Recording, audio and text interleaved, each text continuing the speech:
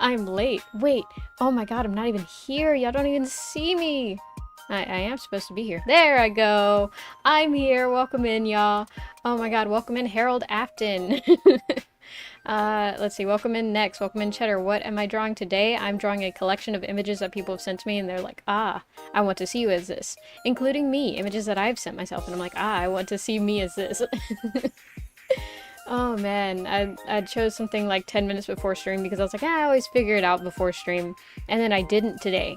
And so I was like, ah, I probably need to figure something out, but it'll be fun, I think. I chose a collection of things. There's one that I haven't gotten to import yet, and it said importing failed, which like upsets me a little bit. Yeah, it's not importing. Why is it not importing? Let me try and get that in. Draw William Afton? No, I'm not taking requests today. Let's see. Also, how are you, William Afton? I don't know who you are, but you have definitely made yourself well known as of the, what, 3 minutes that you spent in chat? So there's an accomplishment. I mean. Oh, that would explain a lot. Okay. Save image. No, it is supposed to do that. Huh, that's weird. That's weird.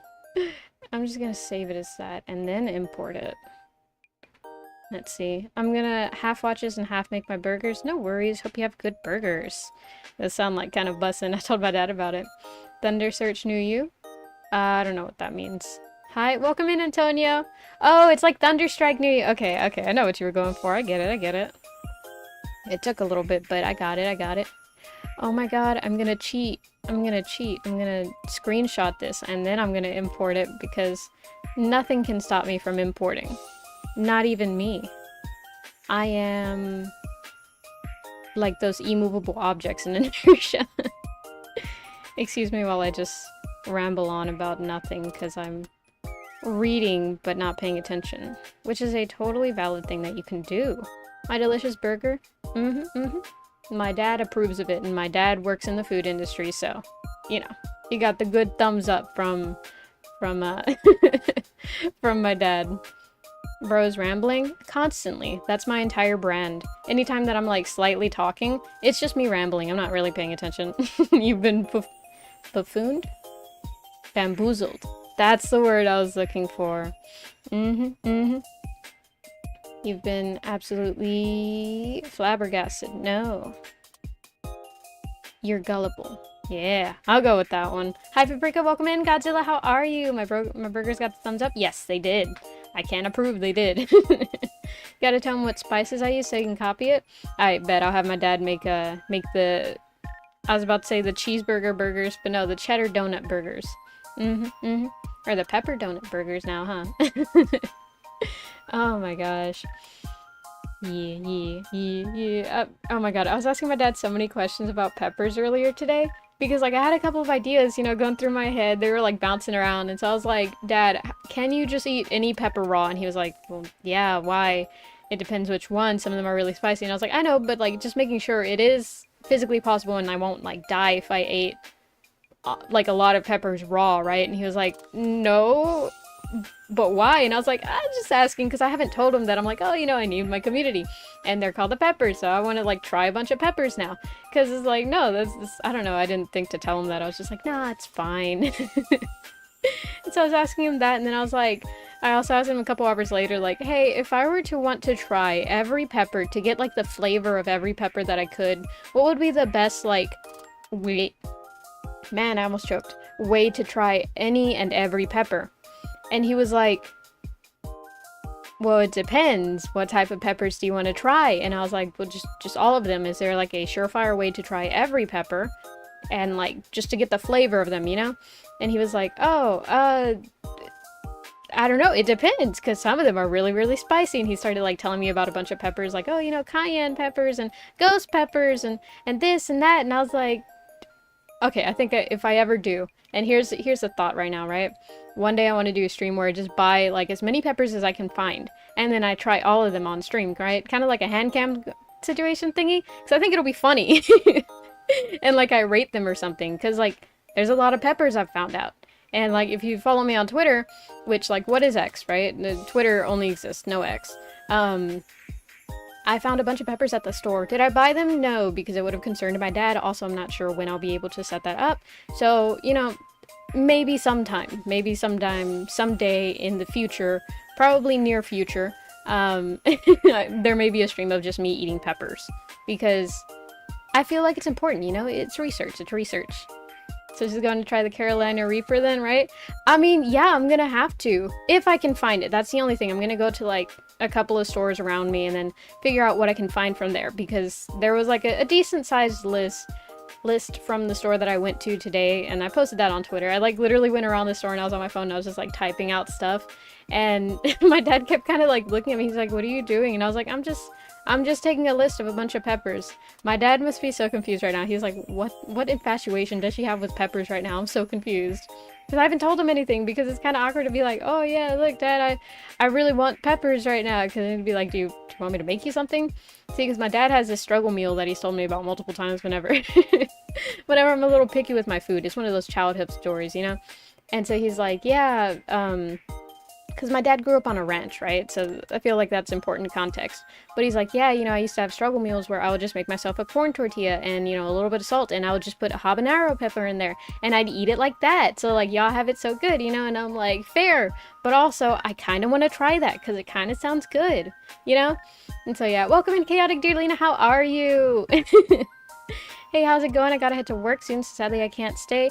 I will make it to a stream one day. I'll put vacation time at work if I have to. No, don't worry about putting vacation time. I think there's like a thread somewhere on my Discord. Just like put times there that you're free, because I have a hard time deciding what time. So right now I've just been alternating between 1 to 4 p.m. or 6 to 9 p.m. because those are like the comfiest times for me. But like, shit, I wouldn't mind a morning stream. Will I be loopy as hell? Probably. But would it be funny? I mean, yeah, kinda. Good, how is everyone? I can't speak for everyone, but I would hope everyone is good. Is everyone good? Can we get like a thumbs up if you're good? Oh my gosh. I feel so nice today, guys. I don't know what's with today. It feels like just a nice energy, you know, like something good is coming. And so I hope, or like I feel it, you know, I'm predicting it or something. So if something good happens, and be like, haha, she predicted it. But if nothing good happens, then don't acknowledge me. I'm not one of those, ooh, Mars is in retrograde girlies, right? Nothing against him, I don't get it. How do you know, what is retrograde, you know? But I feel like good things are coming, you know? I just feel it in my guts. No, I'm not good. The beef isn't thawed. After 2 days in the fridge? Okay, your fridge might be broken. Also, I think you can thaw it. I mean, the way my family would usually thaw meat is they would leave it in the sink, turned upside down, because we almost always had cats. And so, in order to stop them from, like, I was about to say mastique, which is apparently the Spanish word for munching on, like, things or whatever. But, like, whatchamacalls it? Eating the meat, you know, like they would tear it open, they would try and eat the meat whenever it wasn't covered, so we would have to put it face down. Not like open, it would still be wrapped or whatever, but it would just be upside down to let it thaw out. Highly recommend that, because it thaws out in like, I think a couple of hours, which, you know, is certainly a lot less than 2 days. Fridge too cold? Literally, you got penguins in there at this point. Put it in water or something? Yeah, that's what my friend did one time too. One time my friend came over and cooked me and my family spaghetti. I don't know why, like I insisted like, no, it's fine, we'll just order something. They were like, no, your siblings want spaghetti, so I can cook spaghetti. I got this. I think it made her feel nice, so I was like, okay, I mean, I don't mind. Free plate of biscotti, you know? And so she ended up making me and my family spaghetti, and that's what she did. She got like a pot and then she put the meat in there. But she did it kind of weird, because I've seen that method where they just put like the whole package in there with like warm water and then they let it thaw naturally. She unwrapped the meat, put it in the boiling water, and then let it thaw. Like it wasn't on the stove boiling, but she had boiled it, and then she put the meat in there without the packaging and then just let it sit there for a little bit till it was like softer, and then she started making the spaghetti. And like, no hate against her, because I honestly don't know how to make spaghetti. The most I could do is cook the pasta, put the pasta sauce in there, and put the meat. And from experience, that doesn't make good tasting things. It just makes things that kind of taste like it, but you can tell that it's like not the best you've had. So yeah, you know, I can't talk shit, honestly. Legally not allowed to talk shit. That's what I'm doing. Gonna photograph the entire process. Bet we'll get like a whole WikiHow on it. Oop, yeah. Dude, molding raw meat is the weirdest feeling. I can imagine. I've seen a bunch of videos of it, and my dad would do it a lot. It looks so squishy. It's like kinetic sand, but not, because kinetic sand is like grainy, and meat is squishy. So it's just squish, which like I can't imagine. The squishiest thing I've felt is either Play-Doh or kneaded eraser, which when not cold, right? Because if you have a cold kneaded eraser, that shit is hard as shit, right? For those who don't know, a kneaded eraser is like this squishy form of an eraser that artists use to kind of like form up to get special shaped erasers so that they can use it to erase very specific areas in an art piece. It's squishy. And so yeah, when they're warm, they're squishier. When they're cold, they're not very squishy. You gotta like work them up or whatever. So you just gotta like pull them apart and put them back together. Not completely pull apart, but like pull, like stretch, kind of like slime. I think I felt like 2 slimes in my life. Was not a big part of the slime trend, is what I was thinking. Yeah, because you had to go out and buy contact solution or borax, which both of those were like, So we only made slime like 2 times. I made slimes like 2 times. It was fun though. I liked it. Slime greasy Play-Doh. Yeah, pretty much. Off-brand kinetic sand. I mean, yeah, kinda. It feels like it. When you pull apart a kneaded eraser, it forms like these little particles, because I think kneaded eraser is just like, what's it called? Eraser shavings. So like, to some extent, it a little bit is, except I don't know what kinetic sand is made of, so like a little bit. Yeah, I'm good. That's good, that's good. They're about going to the store real quick for some snacks. Nice, nice. Get a good, like, movie theater snack collection going. Oh my gosh, yeah. I had a thought for a second, but it's gone. I'm stealing Rowan's Oreos. Ooh, some good old Oreos. I went snack shopping today, and it was funny. I had this whole moment by the ice cream section because my dad was like, okay, here's the thing. I grew up, and I'm broke, right? I'm broke. And so I don't ask for things a lot, because whenever I would ask for things, sometimes my mom would kind of be like, we don't have money for that. And I'd be like, sorry, I didn't know. And then she'd be like, don't say that we don't have money, because that's not a right thing to do at stores, right? So I was like, okay. And so like, I stopped asking for things, right? The only time I would ask maybe 1 time per store trip, and it was for things that I would like carefully consider the price and be like, am I sure this is worth it? So especially nowadays that prices have gone up from when I was a child, and being like told, no, you can't ask for that, that's too expensive. It's changed a lot of the feelings that I had towards it, and more so like, man, $7-8 for a big packet of goldfish crackers? I'm not paying that, and so I don't want to ask for it, So I don't ask for things, but whenever somebody suggests like, oh, do you want this? I'll be like, yeah, sure, because in my head that's the only way to actually get that without being like annoying and asking for things, And so... Oh my god, new piece of paprika lore drop, so have fun with that. But we were walking by the ice cream section, and he was like, do you want some ice cream? Because last time we'd taken some ice cream, and so I was like, yeah. And so I went inside like the ice cream section or whatever to get some like popsicles, and the last time we got these like Oreo cone thingies, and they were really, really good. But I was like, oh, okay. So I kind of want something different, but because like he was like, okay, I'm gonna go to the next aisle to get whatever I need, and then like just meet me there, right? So I was like, okay. So I was gonna grab those, but I was like, wait, I kind of want to grab something else, but I was like, wait, I don't know the budget for the ice cream, because in my head like everything has a budget, And so I looked at the price of the ice cream Oreo ones, and I was like, oh, okay, that's like $10. Okay, so I have like a budget for ice cream, which is like $10. So if I can get things under it, or multiple things under it, then, it'll still count, because it'll be the same price as what we would have paid for the Oreo ones. So I was like looking around, and I was like, oh, that one's like 3 something, that one's like 4 something, that one's like 8 something, so I wouldn't be able to get something else. What should I get? And I like kept rushing myself, because I was like, I need to hurry, otherwise he's gonna come up and be like, what are you doing? Why are you taking so long? And I'll have to explain, oh, well, I made a budget, and so I'm trying to fit within that budget to get more ice cream popsicles, stuff like that. And that's embarrassing to say, And so I was like, fuck, what do I get? And in the end, I gave up, and I just got Oreos again. So, I mean, they're good. I'm not gonna say they're not good. They are hella good, but like I failed, Oh my gosh. The Roblox adopt me night sound is stuck in my head because my little cousin forced me to play. My siblings used to play that a lot, and I never understood the appeal. And anytime they left their phone unattended, I'm an annoying sibling. So I would take their phone and I would kind of like run around. So they'd be a kid or whatever getting adopted. They'd be in the little stroller, and I'd run out. I'd take the stroller and then I'd start putting adults in it or whatever. And then like I'd just run around, and I was so annoying. And I wasn't young, so oh my gosh, dude, Chaotic, I've been playing Emergency Response Liberty County like non-stop. It's like one of the few Roblox games that is still fun. Ah, nice, nice. The only ones that I think I've like legitimately played is Flee the Factory. No, Flee the Facility, that's what it's called. Flee the Facility. That one's pretty fun, but you'll never catch me on stream playing Roblox because the Roblox community is kind of scary. It's all a bunch of kids who's like, play Roblox with me, and it's like, no, kid, no. I'm not gonna play Roblox with you. They are true facts. Exactly, exactly. Oh my gosh. Oh, it is 7:16. That means it is time to go. We're 1 minute over, and there we go. How does anyone keep their, like, OBS all... What's it called?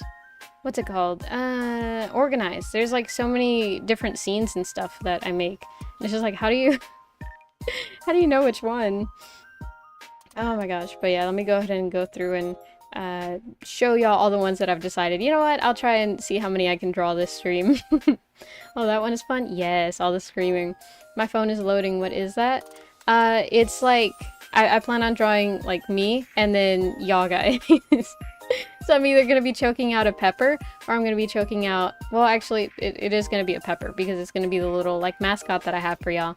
And so, yeah, I think it'll be cute. OBS is so confusing. Legit, legit. Once I got the hang of it, it wasn't as bad. But, there was a little bit of a learning curve. This one, which I think is adorable. I think it's cute, and so I want to try and make this one. And then, if I can just make it look decent... There we go. This one, which I think is also adorable. There we go. And, oh, I keep moving too fast. This one, which I think is very fitting. I just like drawing paprika, guys, if y'all haven't noticed. I'm that Marge meme where it's like, I just think it's neat. There we go. And there's a couple more, but some of them didn't import. Oh, sweet. There's like 2 more here. I thought that was it. This one, I like using these because, like, legitimately and kind of unironically, right? Because I know, it started as a meme and it was like, oh, use this unironically, but no, kind of unironically now because I've used it too much to where it was like, oh yeah, ironically this. No, I literally feel anxious sometimes and I'm like, yeah, this is a safe pose. It puts me in a safe space. And then that one, which I think is cute, And so yeah, those are all the ones. I still don't know why it hides my cursor. Oh, it does, doesn't it? Where's my... Oh, I'm so stupid. I was looking at my OBS and I was like, where's my OBS? I found it. Yeah, I think there's a setting. Either that or there's probably a plugin for it where you can change whether or not they see your cursor. I can almost guarantee that there's a plugin for that. Because there's a lot of plugins for OBS. There's one that I've been meaning to add, but... anytime that I have to do anything new, I'm like, let me wait a bit because I don't know how to actually set it up. Just the knowledge of it being something. I did have a VPN, but then my free trial ended, so I was like, I'll be fine. I'm gonna set it up later, and then I didn't, and I haven't.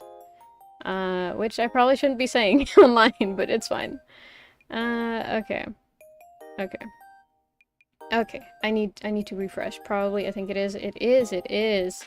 Let me know with like a wave emoji whenever you're able to hear this. Cause it is gone. There? No break, don't break. Breathe, YouTube, breathe. One thing at a time, YouTube. Come on, you got this. Oh, is it gonna... Let's see. Right there. This one. Paste that. There we go. Is it gonna... It's working for me? Yo, welcome back, Chaotic Dear Lena. I think we may have lost everyone. Oh my gosh. We're the last remaining survivors of, Hey, there it goes. It's refreshed. Last remaining survivors of the the YouTube No worky apocalypse. Can you hear me now? I can hear you now, Antonio. Can you hear me now? Oh my god, those dumb ads that would like play a lot of this, like, can you hear me now? Can you hear me now? They were so lame, but I like it. I like it. I think it's stupid but funny. Is this thick? That's pretty thick. Is this thick? That's not that thick. Is this thick? Yeah, that's pretty good. That's pretty good. Okay, let's go. Let me go ahead and switch to whatchamacallit, lo-fi, and then I'll get into the mood. I wish there was like, wait, actually hold on. Maybe not lo-fi. Let's see. Can I do hyper pop generator? Because I want something like a lot more fun, because lo-fi, honestly, I'm very, very much affected by noise, like more so than I would like to admit, because whenever I listen to lo-fi, like my energy dies. Not in a bad way, it calms me, you know? And so, hyperpop lyrics, royalty-free music generator by genre. Ayo? It better be royalty-free. Join our affiliate program to receive 30% from each paying customer referred to you. No. Ooh, there's a K-pop? Wait, is this actually? Okay, about us. Oh wait, but you have to, okay, royalty free, but you have to pay in order to use it. Hyperpop, AI generated artwork, no. Lyrics generator, no. Name generator, no. AI generator, no. Nope. Nope, there is in fact not a generator for that. I'm so sad. I'm so sad. Oh my god, yes, I can hear you now. Pog. Right, I'm going to season the meat now. Nice. Yo, welcome back, Julissa. How are you? Welcome back. Yeah, welcome back to the gulag. Oh my gosh. Yeah, there's no other thing that I can do. I'm sad to say, there we go, that I cannot, in fact, put on Hyperpop Generator. I'd have to pay for it. Okay, give me a second while I read. Read, that's what I was gonna say. I was gonna say read. Is it... I don't even know which one it is. I don't even know which way the Quiznos is. Is it this one? I didn't even hit play. It is! I did it right. It wasn't named correctly, but I did do it right. Doing okay, just vibing. What you doing? I am fixing to draw a bunch of like silly little art of Paprika because I think it's cute. Oh man, that's like the best thing about being an artist. It's like, oh man, I want to see some of this, and then you can just make it. You can just make it. There's no restriction. But yeah. Highly recommend picking up art as a hobby. If you like thinking like, oh, you know, this would be really funny and stuff. And it doesn't even have to be good. As long as you make it, people will appreciate it. Oh my god, there was this post that I saw, right? There was this post that I saw via like one of those YouTube channels that they just like read something and it's like a pre-existing post or something. Like that. It was one of those and it like hit me so hard. I genuinely started tearing up. I've been drawing today too. I've posted them in the server today. Oh yeah, I did see that. That's dope, bro. I see the improvement. Welcome in, Maria. How are you? Hope your day has been going well, and if not, I mean, I'm not into astrology, but I do sense good things in the air, so hopefully, you know, good news shall come to you, but don't take my word as law, because I'm not that powerful, unfortunately. Sorry, today was a very busy day. No worries at all. I know that's not really something that we can control, so, you know, as long as you made it through, congrats. I'm proud of you, okay? Let's see. Hello, how you doing today? Welcome in, iLurks. How are you? I've been doing pretty good today. I woke up on the right side of bed. Yesterday, I was a little tired. I'm not gonna lie, a little bit eepy, and that game took everything out of me, and it may have also been because I didn't eat, and I didn't realize it till after stream. Oh my gosh, but I do appreciate you sticking with me, because like, that was a whole moment. That was a whole moment where I thought about many, many things. But yeah. There we go, and now I'm drawing. It's a Wednesday. It's funny because like just now am I starting to really realize like, Wednesdays are a common thing and it's a pattern that I am now recognizing. So when I think, what day is it today? And it's Wednesday, I'm like, it's an art day, how nice, you know? Oh my gosh. Do you fear me as Herobrine? No, I do not. You have been nothing but kind from what I've seen. Good evening, y'all. Welcome in, White Farms. How you been? Oh my god, it's been a hot minute. How are you? I hope everything is good. And if not, I hope things, you know, turn good. Let's see. Go ahead and do that. Also, did y'all see that, the short that I posted yesterday? Yeah, yesterday. I sent it out early. Well, technically on time. It's supposed to go out earlier than that, but you know, it's fine. But yeah, if you don't, there's this website called Telonym that's kind of like Marshmallow, except it's not, because I looked into Marshmallow and it sounded complicated to set up, and then I looked up other sites and there was like, oh look, there's a site called Telonym. And I was like, what's that? And then I'd made an account in the blink of an eye. And so you can send me anonymous questions. And then I'll be doing a stream sometime next week. I haven't confirmed when yet because I never confirm my schedules like a full week before, which is something bad. I should be doing them like 2 weeks in advance, but you know, I tried my best. So yeah, sometime next week I should be doing a question reading stream and it'll be fun. I've already seen like a bunch of good questions on there, so I'm excited. The last time that I did something where I was like, oh, community feedback here. Not to be like a Debbie Downer, right? Who even says that, Debbie Downer? I've only heard like teachers say that, but not to be a downer. But I didn't get like much of a response, so I'm happy. I was so prepared for like, you know, no response, and then we just be like, okay, I'll just make an alternate account and send in a bunch of questions. It'll be fine. It'll be fine. Oh my gosh. We've been selling a house, so life has been very hectic. Ooh, yikes, yeah. Real estate is a lot, both for the buyers and sellers, and so I can only imagine. But I hope things go well. I hope y'all get a ton of money. But not like as in scam people money, unless they're not good people. In which case, you know, like technically it wouldn't be as bad. I'm sorry I've stopped joining live chats and talking in comment section for some reason. No worries. You're not illegally obligated to do anything, so I appreciate anything. Just the lurk is good enough for me. Oh, the one for answers. I don't have things to ask. No worries. You don't need to. But, you know, like any question where you're like, I wonder what their opinion is, then feel free to send it my way, because it will literally be a whole 3 hours of my life that I sit there and I'm like, this is my opinion. Am I qualified to be giving an opinion? No, but am I going to give it anyways? Yes. Oh my gosh. And I've got to move 16 by 16 foot building tomorrow as well.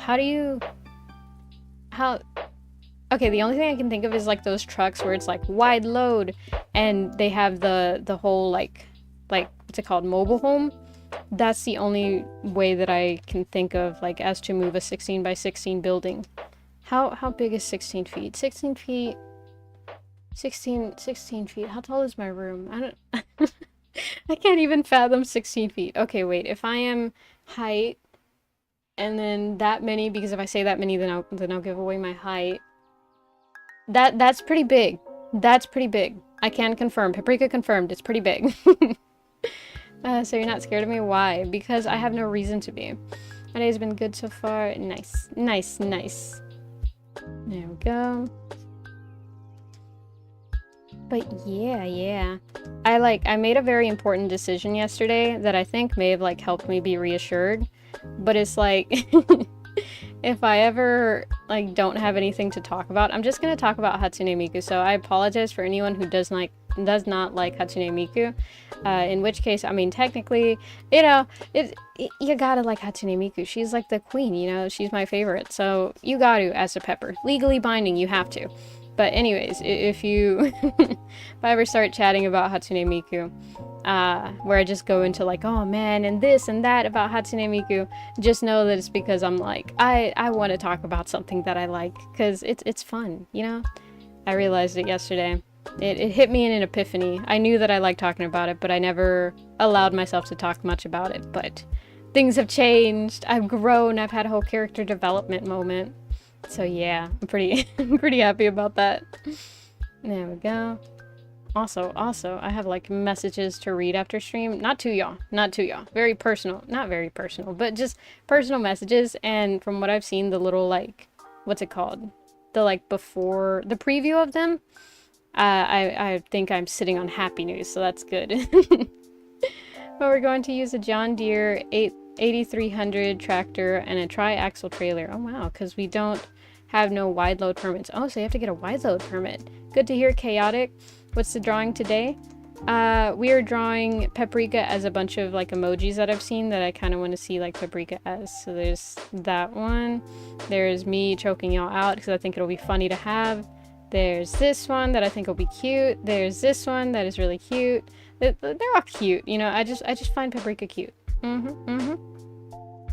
There's that one. There's that one. I don't know when they'll be done, but you know that's what I'm working on right now. So yeah. I'm cosplaying Miku for Halloween for fun.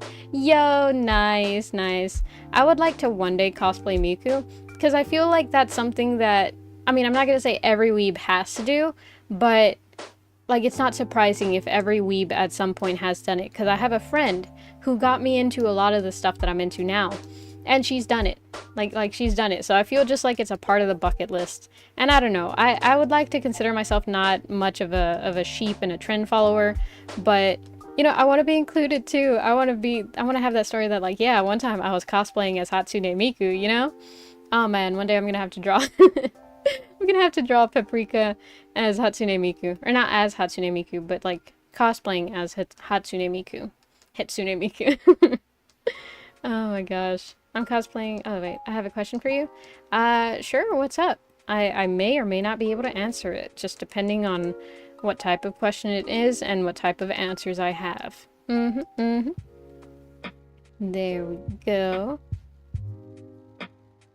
And do that. It's funny because like I'm seeing just now it's starting to like trend a lot more and people are starting to talk about, oh my god, Hatsune Miku is going on tour.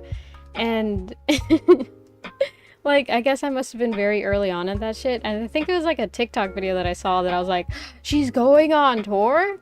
And then, you know, I dived into Twitter and then the website and then I found it and then I sent it to a friend. And now there's like way more videos. It's just constantly on my For You page and it's like, oh, Hatsune Miku, she's going on tour, she's going on tour. And I'm like, I know! I'm so excited. So yeah, I'm hyped. I'm hyped about that. I wonder what her set list is going to be. And see, this brings up like a problem that I have with concerts and stuff. It's like, do I look at the set list or do I not? Because on the one hand, I want to be surprised. You know, I want to be there and be like, oh my god, I love this song. You know, I want to be excited like that. But also, what if I don't know any of the songs and I'll just feel bad and like a fake fan, which like knowing a bunch of songs shouldn't be an indicator as to whether or not you're a fan or not, right? So don't feel bad if you ever go to a concert and you don't know like a mass majority or any of the songs, right? Because as long as you have a love for that creator, not in a weird way, but you know, like in a, oh my god, I love your music and stuff, and even just liking one song, or like especially just like, I think that is a requirement, just to like one song if they're a musical artist. But yeah, you know, that's what indicates that you're a fan, not necessarily how many. It's you know, that type of quality versus quantity, you know? I gotta go. Stay safe, y'all. Take care. You take care too, okay? Be safe. Be safe. Ooh, I got the hiccups. You know, I keep having like these mini hiccups, which is like really weird because I don't usually have that. I usually have like the long, everlasting hiccups. You know what I mean? They stay there for a while, and I just like fight with them, and they like physically hurt my chest because I don't know. It's just, I breathe too much, and then it's like, my lungs, my lungs. I think they're gonna explode. But no, recently I've just been having the like little ones. I think I changed the way I breathe. I could be wrong. I'm not sure. I haven't been that self-aware to notice, but oh, that feels like a Freudian slip because I think I've been self-aware, but now that I'm saying it like that, it's like, have I not been paying attention to myself? Oh my gosh. But yeah, there's that, I guess. Oh my gosh. I'm not gonna say I miss those hiccups because I don't, but I don't know how I feel about the new, like, oh, you know, look at the little hiccup, because I mean, it certainly is a lot more, what's it called, efficient, because then I don't have to worry as much about like, oh man, what am I gonna do? I'm stuck with hiccups. I hope I never have a stream where I like have those hiccups, because it's so embarrassing. Like I can't even breathe and they just like come a lot. Nobody clipped that. Because, like, I don't know, it hurts, it hurts. Also, here's a PSA that's actually targeted at someone that I know. I don't know if they're in the stream, but, just in general. If it hurts to breathe and it's lasted longer than like 2 hours, it's not a good sign. And that's actually a pretty big indicator that something may be wrong with you and you need to seek medical attention, especially if it lasts over 6 hours. And this is specifically breathing, because if it's just like in a weird position, like moving in a weird position, that's a little bit concerning, but not as much as something like breathing. Because, a part of being human is being able to breathe, that's a part of being a mammal, and humans are mammals. So, if it ever hurts to breathe and that pain continuously lasts for longer than 6 hours, please seek immediate medical attention, okay? Okay, this has been your friendly PSA with Paprika Cheerios, okay? Oh, man. How could I be scary? I don't know. The real question is, do you want to be scary? Because what if you turn so scary that, like, I suddenly, banned from chat. Yeah, I'm too scared of you. Because, like, never mind. I'm not going to say that. Because then what if you do it? And then I'll have to ban you, If you're too scary, then you gotta go. You gotta go. Oh my gosh. But yeah, no, because pain should not be a constant thing. Also, I reminded myself of this earlier whenever I said efficient in terms of like the hiccups and stuff. There was this kid, right? I'm gonna not talk shit, right? But a little bit talk shit. There was this kid in my AP biology class at one point, and it was around the beginning of the year, right? Where we're doing those like introduction thingies, and it's like, oh, introduce yourself to the class, give us like your name and one cool fact about you, whatever, right? I didn't care about this. But this kid, I don't know if to be quirky or unique or what. Okay, and I feel like it's worth noting because that does like contribute to the opinion that I have on him. He was the nerd throughout the entire school year. He maintained the reputation of like nerd. I wasn't that much into anime at the time. I was into it, but not like, well, actually that's a lie. Oh, no. Well, a little bit. Like the years before I watched a lot of anime, and then that year I was like really focused on school. So I didn't watch as much anime, but I certainly wasn't like, very weeby about it. But he was like reading manga during class, and he was the kid who like, if he had come to school in a Hego jacket, it wouldn't have been surprising because some of the stuff that he had gotten caught reading, not really by like gotten caught like, oh, the teacher saw him or anything. Rather, students had reportedly been like, oh yeah, I saw that kid like reading this. It was really fucking weird, But yeah, he was like very nerdy, and he had like pretty good grades. I'm not even gonna lie, he had pretty good grades. I don't know what GPA he graduated with, but pretty smart kid, right? Or at least that's what it seemed like. His introductory thing, like, oh, this is my name, and one fun fact about me is I don't like eating because I feel a waste of time. Now, here's the thing. I'm not a food addicted person, right? Food motivated a little, depending on the food mainly. But, like, I like a good meal, I do not, in any aspect, hate food.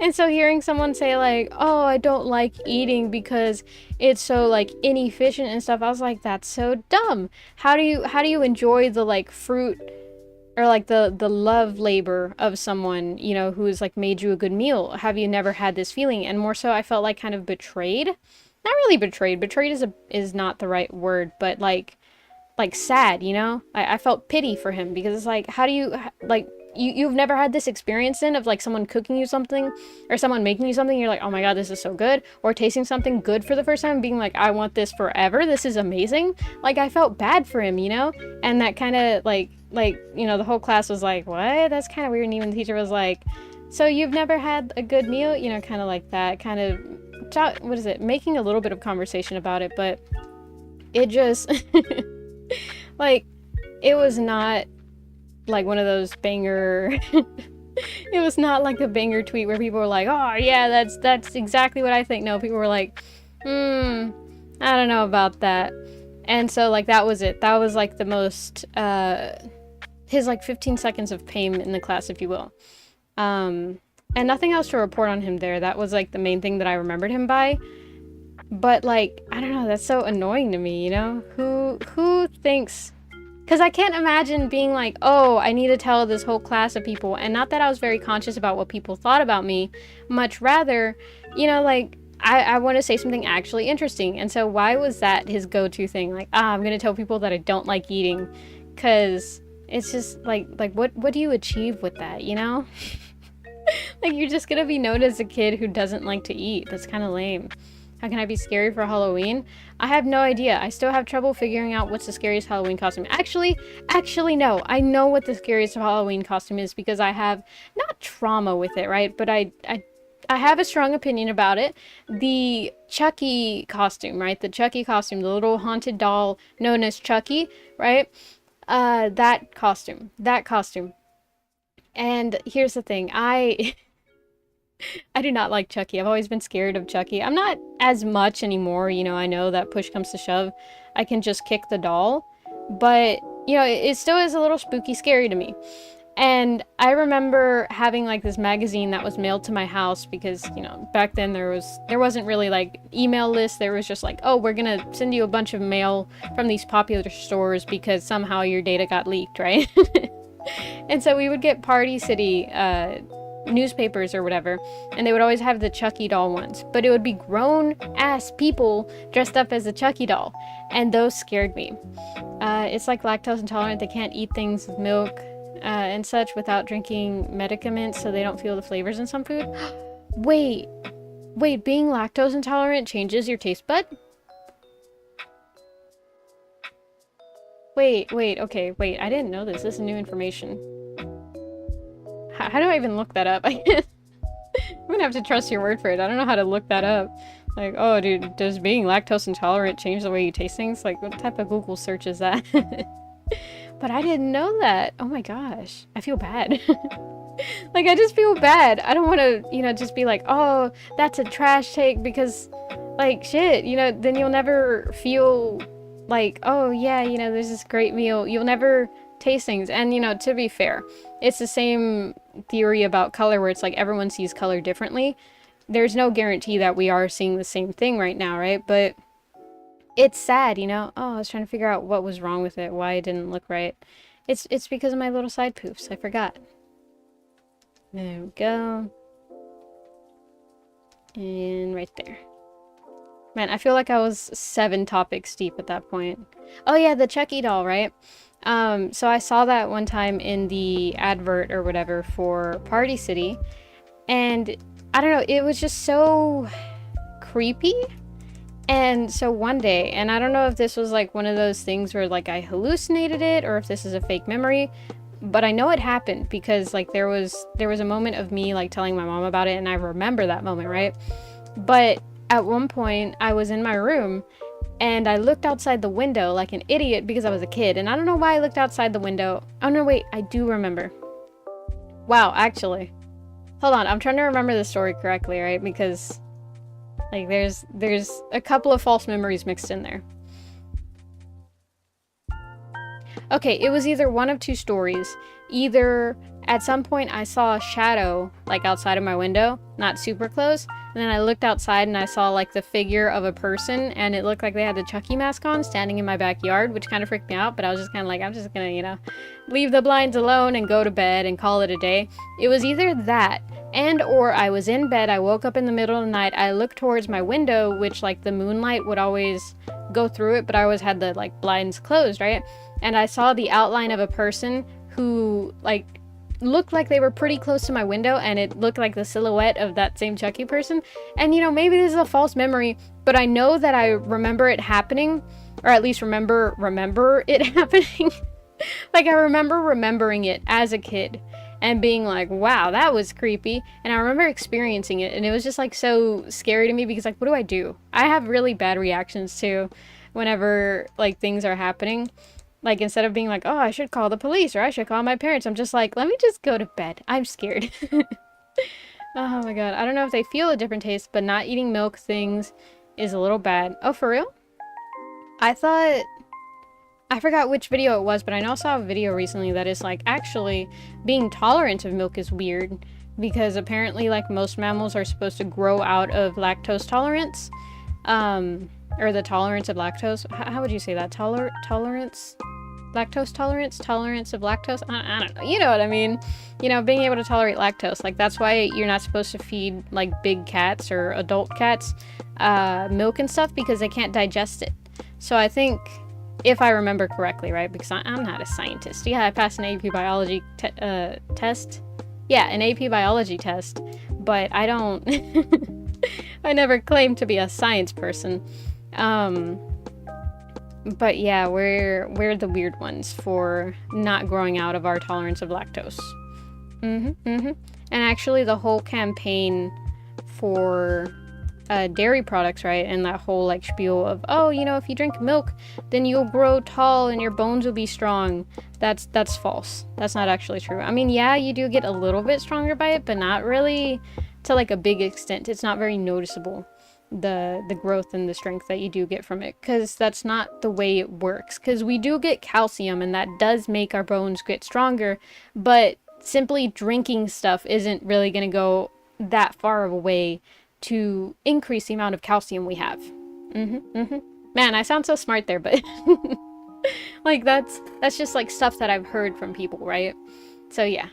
No, I'm just like a parrot, you know, who has a couple of pre-recorded lines. And I'm just like, if I can pull out these in the right time, then I'll sound smart too. That's why I like meeting a bunch of people, because then I can just steal lines from them. It's great. Wait, damn, really? My whole life is a lie now. Yeah. It was actually, like, the reason that they really went ham on that campaign about the milk and stuff was during the World War, I want to say. I think they needed money from the milk industry, either that or the milk industry just needed money, or they needed them to turn to like a different source of stuff, and so they were like, let's just campaign milk. It was something like that. Yeah. Let's see. I just have a bandit and a mask. What for a dog mask? No idea. I had Rowan record the process of cooking so it can be a video. Yo, you have a whole burger recipe on your channel. Makes sense. Well, I usually drink strawberry milk because it's the best kind of milk. Yes, okay, genuinely. Well, I don't know if the best, right? Because I do have strong feelings for chocolate milk. But I also do have a, you know, a bit of a tooth for, a bit of a taste, if you will, for strawberry milk. Because it is good. It is really, really sweet. And it is really, really good. And especially at the right time, it is literally like the best milk to ever exist. But also, like, I can't say that I will die on that hill because it really just depends on the day. Some days I'll be like, oh man, chocolate milk is super, super good. It's like literally the best. But strawberry milk is pretty good too. And some days I'll be the opposite, where it's like strawberry milk is clearly the best. Chocolate milk is pretty good too, but, you know, strawberry milk is where it's at. So I flip-flop. I flip-flop a lot. Oh my god, chocolate milk is good as well. Exactly. Yeah. I'm gonna say I'm a big fan of milk because, like, that's my go-to morning drink. I'm not a big coffee drinker, not because, like, oh, you know, caffeine is bad for you. No. I never really liked caffeine. I was gonna say coffee, and then I thought of caffeine, and then I said caffee, but that makes no sense. But I was never a big coffee drinker. The only time that I had it, because, okay, even now I don't really know how to make it.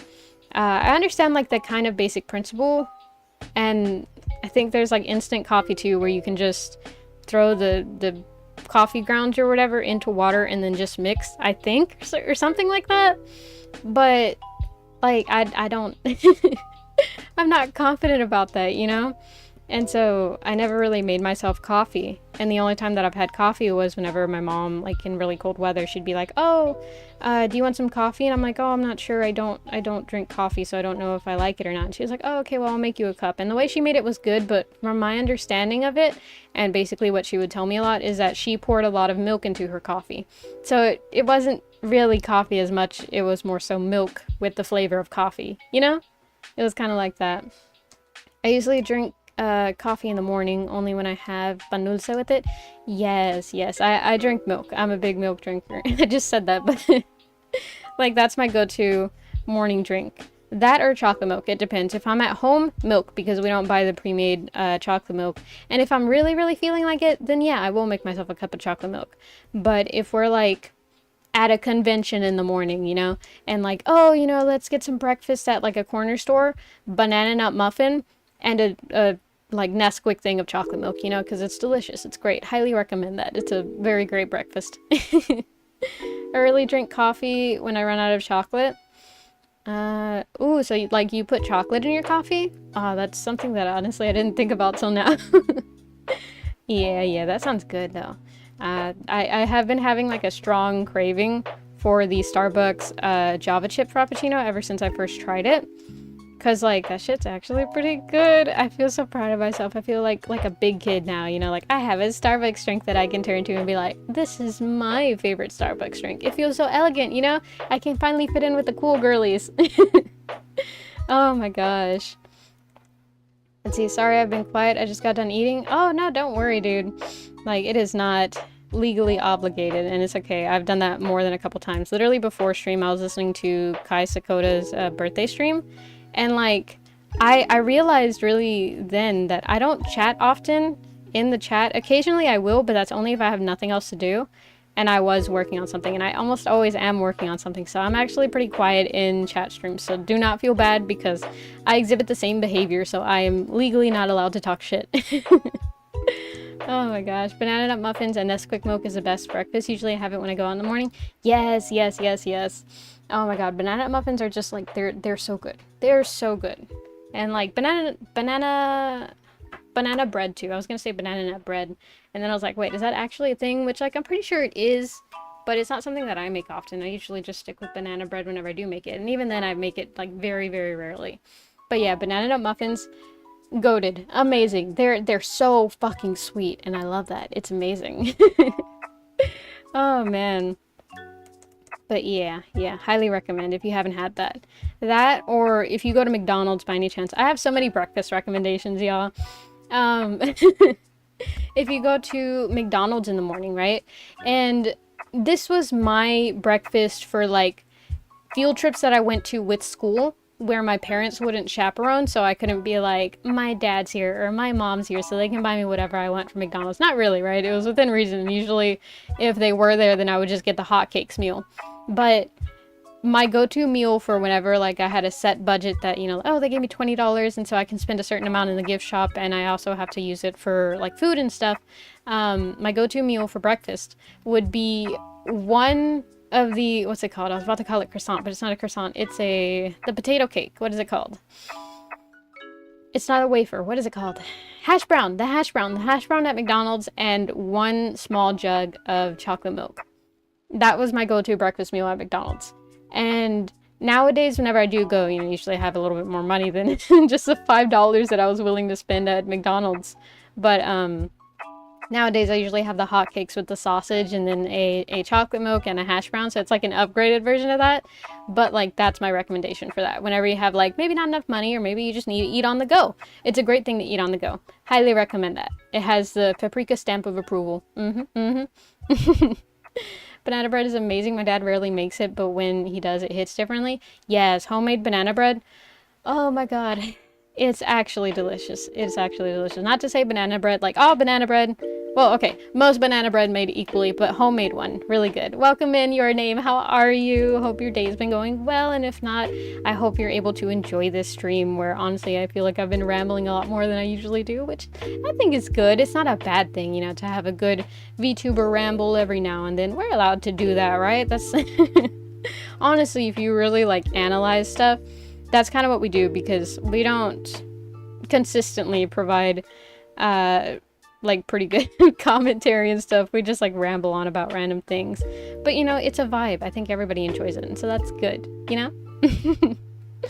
Oh my gosh, I did it on first stream. What is it?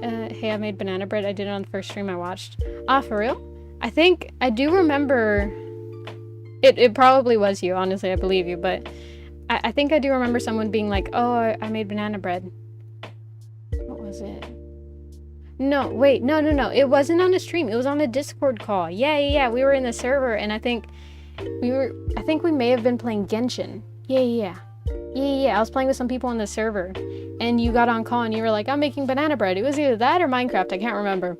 But yeah, every now and then, right? It's not necessarily a regular thing now, but every now and then I will play games in Discord. So if you ever want to be on the lookout for that, then feel free to join the Discord, and you never know what shenanigans I'm up to. And what I can guarantee in the Discord is you'll be able to see some random statuses that I put in Discord every now and then. Even those aren't regular, but definitely more regular than like most of my other stuff, except for art streams. Those are consistently regular now. I can say that. There's been like, what, almost a good 2 months of me doing art streams. So like I can say, I'm gonna say without a shadow of a doubt, that's how confident I am. These are pretty regular. I'm good, and you? Been pretty good, I feel it in the wind. The air is telling me, the earth is telling me. I'm not into astrology, but you know, I'm being told anyways that, you know, good things are on the horizon, I feel. I don't know how accurate it is. I don't know how much the earth and the wind know, but that's what they're telling me, so. Oh my gosh. The Minecraft server? Ah, gotcha. Okay, so then it was on that one. That I do remember. There we go. But yeah, I love a good home-baked pastry. Honestly, I don't think I've said this like much on stream, but I am a pretty, I'm gonna say, avid baker. I don't bake regularly now, but there was like a good 2 years of my life that I was baking a lot of stuff, and it was because, y'all remember how earlier I told y'all that I don't really like asking for things? So that, you know, hit a lot, and then I was like, wait, and I discovered baking videos, and I was like, I can make this stuff. And so all I did was had to, you know, convince my parents to buy me the ingredients, which, you know, you can make like a decent amount of pastries via the raw ingredients. And so I got all the raw ingredients, and then that's what I would be making, and it rocks. I highly recommend it if you have time, you know.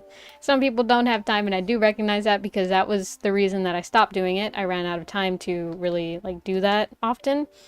And so yeah. But it was really fun when I could. Like, oh, I want brownies, I can just make brownies. I want cookies, I can just make cookies. I want conchas, I can literally just make conchas. Except I didn't really make a concha, I made melon bread, which is the Japanese equivalent of a concha. I can confirm it's like the Japanese equivalent of a concha. Which is like still just as good. They are a little bit more citrusy, but like they still smack, you know, they're still good. So, you know. Oh my god. You should for real like tell people we'll have a server. It is on the Discord. Yeah, I don't like.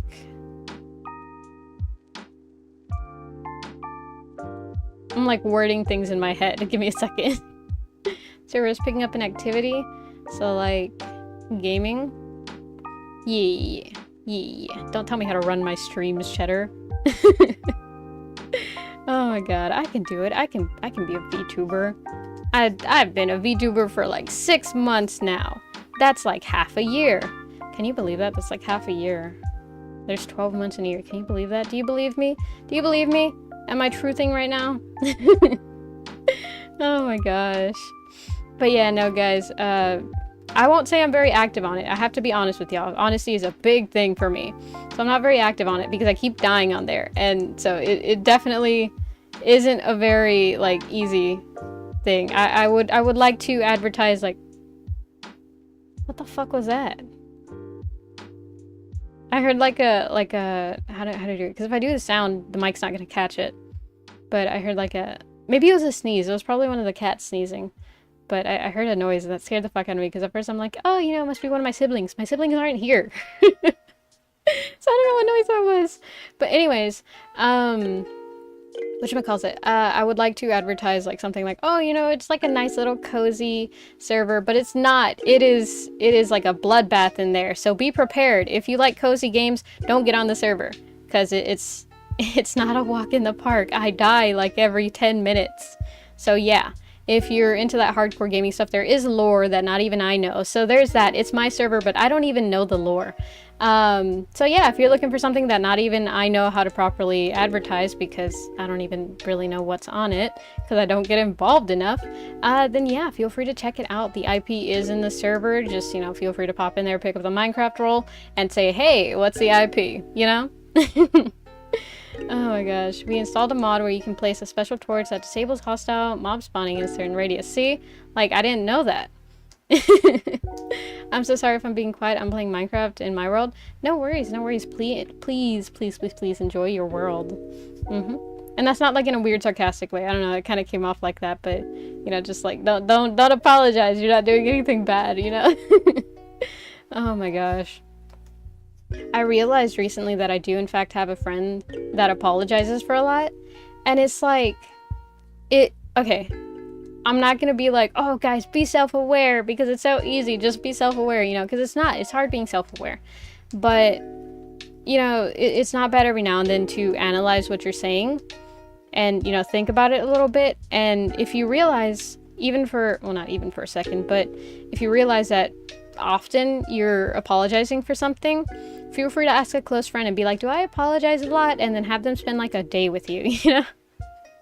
And then if they're like, and we're talking about true friends here, right? And if they're like, hey, you apologize a lot, actually, you may want to take a look in your life and make sure you're not letting people overstep their boundaries and stuff, regardless of who they may be to you, because no one deserves to, you know, be stepped on like that. Everyone deserves a little breathing room, I believe. Well, Paprika, you can ask me questions about the server anytime. I'm always around. Yeah. It's just like, there's questions that I don't know, you know what I mean? It's kind of like whenever the teacher is like, hey, you know, I'm here in case I don't have the grab button. Why? I'm here if you ever have any questions. And it's like, I don't know the questions, so I don't know what to ask. It's not till I'm there and then I'm like, oh, and then usually a couple seconds later I figure it out. But the thing is, I don't know what I don't know, you know? I usually apologize a lot of the time to our friends and make some of them always tell me to stop. Yeah, then, not to be like, oh, let me pick at your trauma or whatever, right? But, you know, make sure to analyze that if you have anybody that, like, you're constantly apologizing to, and they're like, yeah, because this is your fault, or they make you feel like it's your fault, and if it's actually things that aren't your fault, like, oh, I dropped something on accident, and they start yelling at me because, like, oh, you shouldn't be that loud, or like, oh, you come off as angry and you weren't angry, you literally just dropped it. You know, at least acknowledge that that like, hey, maybe they need to take a chill pill, even just a little one, you know? Bruh, I cannot grab things. No grabbing abilities, guys. I got it though. I got it. Oh my gosh. What? Yeah, okay, that'll work. Will it? Yeah, it will. Will it? No, it won't. Man, I can't. There it goes. Okay. I've convinced myself. There we go. And like that. Perfect. But yeah, because I had this like whole moment with a friend where we realized like, hey, you... How do I say that? Like, are you okay? You know, this whole moment of like, Chief, I hate to be the bearer of bad news, if you will, but that's not normal. That's not good. So yeah, do something, please. Or at least acknowledge that it's not good and it's not normal. Because, like, I feel like the first step in correcting things like that is acknowledging that, you know, that is in fact happening. Because if you keep denying it, if you keep saying, well, yeah, but people have it worse, like, yeah, of course people have it worse. Many people have it worse, but that doesn't mean that you aren't still hurting. And you don't deserve to always be hurting, you know? I would even argue that you don't deserve to be hurting, but there are some people out there, like serial killers and stuff, that is like, well, you know, it's harder to have sympathy for them. So yeah. But I doubt. I would like to, maybe naively, but I doubt that there are people like that in my chat. If you are, you're unwelcome here, and I'm not afraid to say that. If you're a serial killer, my content's not for you. Please go away. Yeah, I realize that a lot. I always get mad when someone tries to help clean, since I was told to do everything by myself, so I've been trying to accept help since my recent work experience. That's good, that's good. See, like, be, what's it called, vocal about it? Or not very vocal about it, right? Don't be like, every time, you know, don't trauma dump, because that's also a thing that's like, oof. Damn, I'll see the door then? What door? Oh, I get it. Serial killer. Bruh. Oh my gosh. But yeah, don't Don't be afraid to be like, I'm sorry, I'm working through some things. I'm sorry that I snapped at you. Like, what's it called? Be vocal, and don't be afraid to step up and be like, hey, I made a mistake. Because it makes you look good at the end of the day. And it's not just about that. It's about, being a better person and stuff. But that just outwardly accepting that, you are human and you can make mistakes sometimes, and making sure to grow from them, right? Because it's one thing to constantly make a mistake and be like, I'm sorry guys, I made a mistake, tee-hee, and then continuing to make that mistake, because that's not a good thing either. But being able to like acknowledge that, hey, I made a mistake, I apologize, and then trying to grow from it, that's the best thing to do, Highly recommend that. 10 out of 10. Great Pepper, whatchamacallit, not experience, but behavior. I understand I won't trauma dump. Yeah. From experience, it makes me feel awkward if I trauma dump in front of someone, like to a very big extent, because it's like, how do I approach them after this, And yeah, just for your own like personal, whatchamacallit, not safe being, but well-being, or just so that you don't look back at it and you're like, oh god, why did I do that, just helping you take preventative measures and stuff. Because yeah, there's only like a few people that I've like genuinely trauma dumped on, and whenever I genuinely trauma dump, I cry because it's sad to think about, especially whenever they acknowledge it, because sometimes I gaslight myself a little bit, and I'm like, it is not that bad. I'm making, a mountain out of a molehill, if you will. And it's just like, this is something to be upset about. Okay. And then that realization is like, I've started crying, Me too. I remember being in an app to make friends, and I remember random strangers trauma dumping on me and being very awkward about it. Yes, because it's like, especially if it's just strangers and y'all aren't vibing, because there's also like strangers who at some point become your best friends, Like every friend that you have started out as a stranger usually, right? Everyone that you've ever met has a chance of becoming your best friend. But if you're not vibing with them, if you're just like feeling in the mood to say it, like it's embarrassing, especially if it's people who you'll be hanging around with for a while. Like, for example, I at one point participated in this art camp online, and I mean, I didn't trauma dump in there, right? But like, if I had, I would have, especially at the beginning, because towards the end, we all fell out of contact and stuff, so like nothing would have happened after. But if I'd done it, let's say at the beginning of art camp, then I would have had to, be online and talk to all these people and be like they might remember me as, oh yeah, the girl who like told us that their parents do this and that, or something like that, like that is something that you kind of have to keep in mind. And so yeah, if you're gonna trauma dump, do it to people who you probably won't stay in contact with. If you have to, that's my advice. Because yeah, if I'd done it at the beginning of art camp, they would know. And for that art camp thing, some of the some of the requirements were stuff like, oh, collaborate with another artist and stuff, and make this piece and make that piece. And so that's what we would do, and they would like know, But if I'd done it like at the end after art camp, then it will still be awkward. Because there are some people who don't like talking about that to random strangers online, which, valid. I get it, But like, at least it doesn't feel as bad whenever everybody stops talking. Oh my god, exactly. If you're gonna do it, be smart about it. Because I think, and this is kind of like weird philosophy, right? I don't acknowledge that this is a correct philosophy, rather this is a philosophy that I have. How to say it? There is a bit of comfort by being anonymous online. Because and here's kind of how I think about something sometimes. If someone knows something about me that like I wouldn't want maybe this other person to know, then like, because they're a stranger online or something like that, they're not going to be able to tell the person. So I don't have to worry about information leaks and stuff like that. Which, like, that sounds so shady, right? But it's stuff like, oh, I have a fear, or like, I'm not really a huge fan of this type of clothing, let's say. And I have a friend who loves that style of clothing.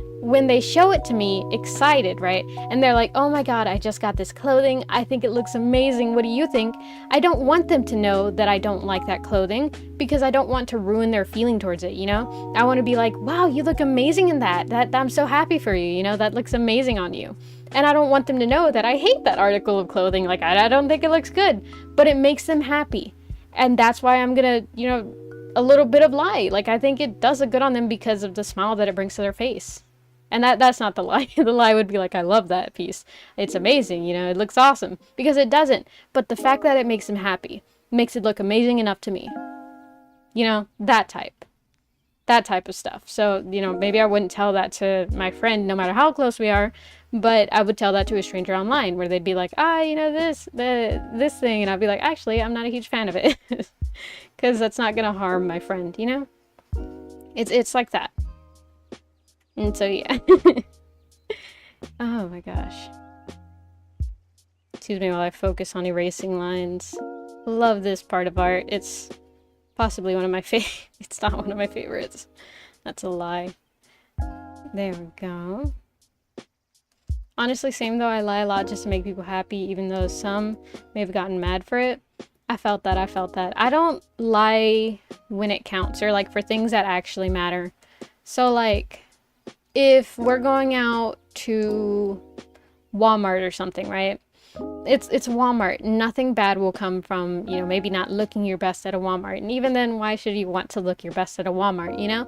Or like a children's party. Like, of course, I'm not going to let you walk out with like a Croc and a Converse shoe with long stripy socks and a Lolita outfit with a clown nose, you know? I'm not going to let you walk out looking like that.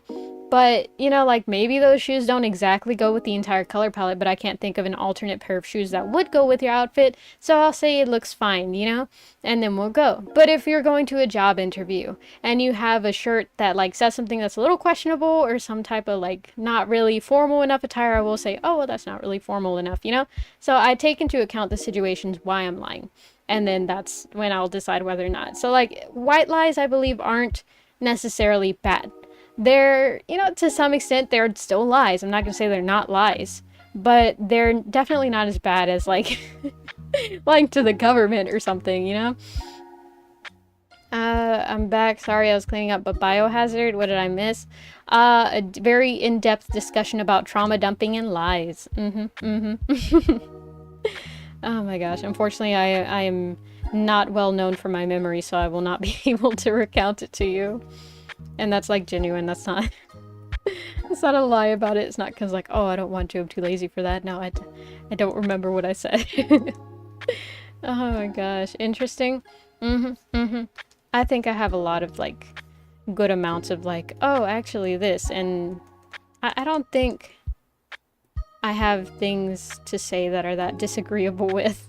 The most disagreeable takes I have are stuff like, oh, I'm not a huge fan of socks and stuff. Not to say that I don't wear socks, but I don't like them. I don't get the appeal of them, right? Like that. This is on the wrong side. Shit. Okay, I have to erase this. Dang it. Sounds so much more fun than what I just had to do. Wait, did you mean Biohazard in Minecraft or in real life? Because if so, like, I'm curious, but also I don't want to know because Biohazard can be any fluid from inside the body. So it would be something like, it could be anything between vomit and or excrements that come out the bottom part. Socks while sleeping are actually W. It depends. It has to be really, really cold, or I have to have been wearing them not with shoes within like the past 3 hours. It's very specific, but I have to be in a very specific mood to be like, okay, I'll sleep with socks. But normally I don't really like to sleep with socks. Real life? Ew, let's just say one of my little brothers had an accident. Ew. Gross. Yikes. Okay, that does qualify as a biohazard. Disgusting. Oh my god. Had to hose him down in the tub. Jesus. I always sleep with socks. That's just me. You know, funnily enough, I feel like the popular opinion on that is like, ew, no, don't sleep with socks. And here's my opinion on it, right? If it's really, really cold, and like, you know, a cold winter day, and you spent all day out, then I have to like sit outside the bed with the socks on and like enjoy the rest of my night before deciding to call it a night. And then I won't feel like as icky about going to bed with socks, or I have to be really, really sleepy to go to bed with socks. But if it doesn't meet those requirements, then I will not sleep with socks. I always like take them off before, because it's just like, you know, gotta let, gotta not have them covered. Gotta let my body free, you know? Here's my opinion. I don't care if you sleep with socks or not. Yeah, pretty fair opinion, not gonna lie. Unless you sleep in the same bed with someone, in which case, honestly, even if I do have socks on, I don't want the other person to have socks on. Because, like, the feeling of the sock fabric and the knowledge that, like, feet are contained within it. I'm not a huge fan of feet. Not even a huge fan. I'm not a fan at all of feet. I don't even like the fact that I have feet. I don't even like my own feet. Not that I'm conscious about my feet. It's just, I don't like them. I just don't. They're not appealing at all to me. They're, in fact, quite gross. Like, I gross myself out sometimes. So, yeah. That's, I do have a strong opinion on that. If someone else has socks in the bed, I'm not really gonna be near them. Oh my gosh, I only use socks with a shoe. Extremely rare, I use them to sleep. Dude, sleeping with long socks? Honestly, I don't think I've really ever had long socks. I've only had the ones that go to like the calf area. Not the calf, the shin. The shin area, like those type of high socks, which don't really qualify as high socks. Or at least high socks, I think of thigh high socks, you know? Into those, but the only times I would wear those are for like uniform days back in my CAP years and stuff like that, which was like ROTC but Air Force. Oh my gosh. Let's see. Feet are yucky. Feet are yucky. I'm going to go. Have a good night. Good night, Chaotic Dearlina. Please stay safe and enjoy your night. Drink your milk, eat your vegetables, and don't talk to strangers, or at least try and use your best judgment. I have so many thigh highs. Honestly, I'm not surprised, Cheddar. That feels very on brand for you. Oh my gosh. And I'm not gonna say what that means because I don't really know what that means. But I do know that it feels on brand for you. You know? You know? Oh my gosh. But yeah. There's that. I think thigh highs are cute, but I don't know. I think I have a very stiff collar opinion on socks. I only like solid colors, and even then I don't like the crazy colors, so I never really got into like crazy sock days at school because like I don't like socks. Oh my gosh, be right back. I need to take a shower, so do not go anywhere. Tell me what I miss. I am back 10 from my shower. Gotcha. Yeah, I know. Yeah. There we go. But right here. Oh, I think my leg is cramping. I can't tell. That or it's falling asleep. It's one or the other. They have very specific feelings where it feels like, I don't know, it's cramping, you know, like if there's a force around your leg that just not crushes it, but squishes it, you know? It's not a comfortable feeling. I've had like 5 leg cramps in my life, I think, and they've never been pleasant. Would not recommend. 0 out of 10. Oh my god. So who is Tiny Paprika murdering this time? The Peppers, for whenever it's needed. You know, there's sometimes where Peppers say things where I'm like, don't say that. And I think that'd be the perfect use case for this. Some thigh highs just give a sexy air. I don't know how to explain it, but I like, well, yeah. I know what you mean. They are like hella cute. I don't like whenever people are like, look, thigh highs, but the focus is feet. Like, I can't get behind the feet. But the thigh highs themselves, like, I'm a fan of thighs. I'm a good fan of thighs. I do get it. Hello, welcome in, Nori.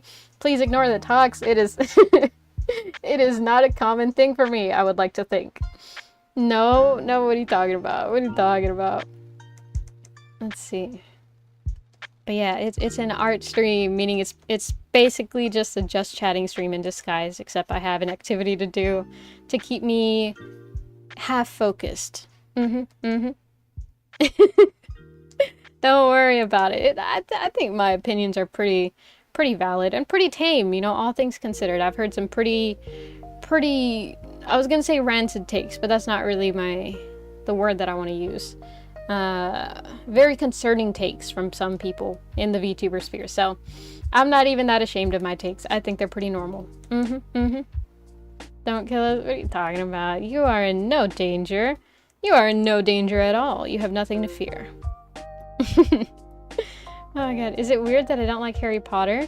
No, I don't think it is. I I'm not gonna say I dislike Harry Potter, but I haven't watched any of the actual Harry Potter movies. I've seen like bits of them because, you know, like who doesn't have at least one person in their friend group who has watched it, or like family members who have watched it or put it on. You know, I feel like to some extent we've all been exposed to Harry Potter, but I can say not everyone has like actually watched it with the intention of watching it. So I've never watched a Harry Potter movie. I don't like it because I never watched it and read it.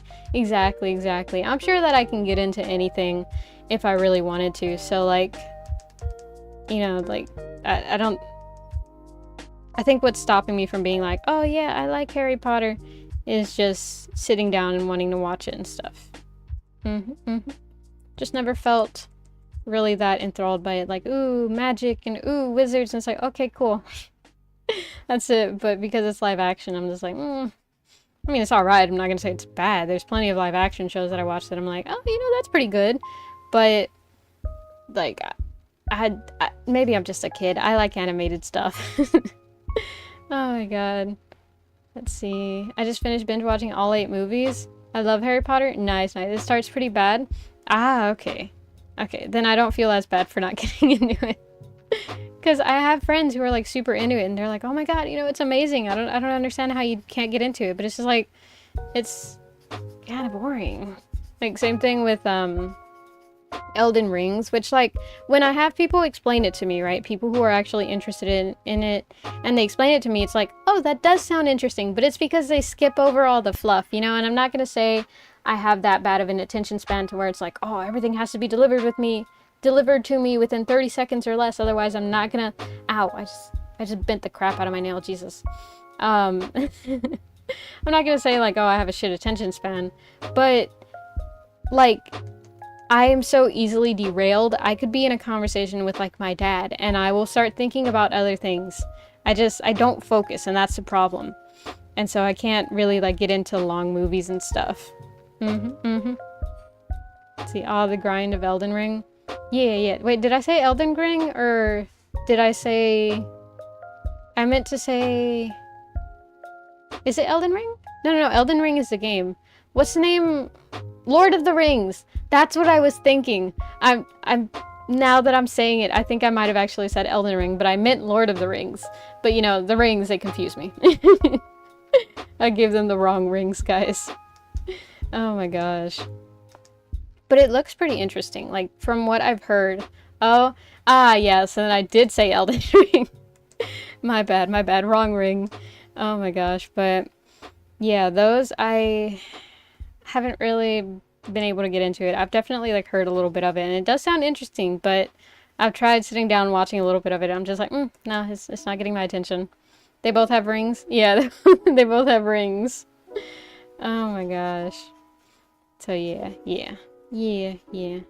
And like, not just because something is animated means that I'll automatically like it, because there's plenty of things that I don't like that are in fact animated, you know? So it's not just that. It's a collection of things. It's really like, how quickly can they get my attention? And once they have my attention, will they keep it? Because there have been plenty of movies where they start off good, and then by the end I'm like, I don't remember what happened within the past 30 minutes. I was too busy thinking about what I was going to cook for dinner. Nobody tosses a door. I think I've seen that clip before. So I've been studying story tropes to draw for my comic, and honestly my favorite trope is a time skip because I love redesigning characters. Yes, a good time skip where like, oh look, here they are in the future and stuff. That's so neat. I love that. I love that so much. Because then you get to see like, oh, what happens to this character, and like, oh, they have kids, how cute, right? There was this one, let's see, bye 36319. Bye, Nori. Stay safe. I don't know what 36319 means, but I hope that means good wishes or something like that. What do they add to? Maybe it's like a Pythagorean theorem or something. The dots are connecting, but I don't know what they're pointing to. Have you seen Valerian and the City of Thousand Planets? I have not, nor have I ever heard of the name, so I'm gonna copy and paste it into a Google search. It's a good movie? Okay, I'm assuming it's a movie then. Let's see. It's a 2017 space opera film written and directed by Luc Besson and produced by his wife, Virginie Besson Silla. It's based on the French science fiction comics series Valerian and Laureline, written by Pierre Christin, illustrated by Jean-Claude Mézières, and published by Darkot. Let me look at the images. Oh shit, look at that. I feel like I've seen these characters before, but I know I've never watched this. Huh. It's giving me like, what's it called? Those kids where it's like they're in a superhero family and stuff. It's like Shark Boy and Water Girl, I think. Yeah. No, wait, Shark Boy and Lava Girl. Yeah.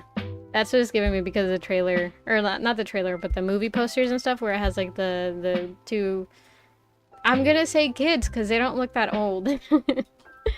Shark Boy and Water Girl. There we go. Yeah, it does give me that same vibe. Oh my god, I have some amazing redesigns for my 12 characters, and they're honestly my favorite designs that I feel like I've overshadowed the original character designs. I felt that. That's why here's actually a pro tip that people use in the design industry. You're never supposed to go with the first design that you have for something. You're always supposed to like give yourself 3 to 5 different options, and that's just like a range number, because in AAA games or like big companies and stuff, they expect you to redesign it a lot. Like, it's very common for the character that you pitch the first time to not be the one that ends up in the game. So it's very normal, and it's honestly pretty highly recommended in concept design and stuff, where you at the same time, like, you make 5 different designs of the same thing, and then you pitch that to a board, and then they'll look at all 5 designs and be like, oh, I like this thing from this character and this thing from that character, and then from there you use that into the next batch of like concepts that you pitch. Yeah, I usually think of different designs and how they could work. Yeah. That's good. Honestly, like, before stream, I was looking at my work in progress folder and stuff, and I was like, oh, maybe there's something that I could finish on stream.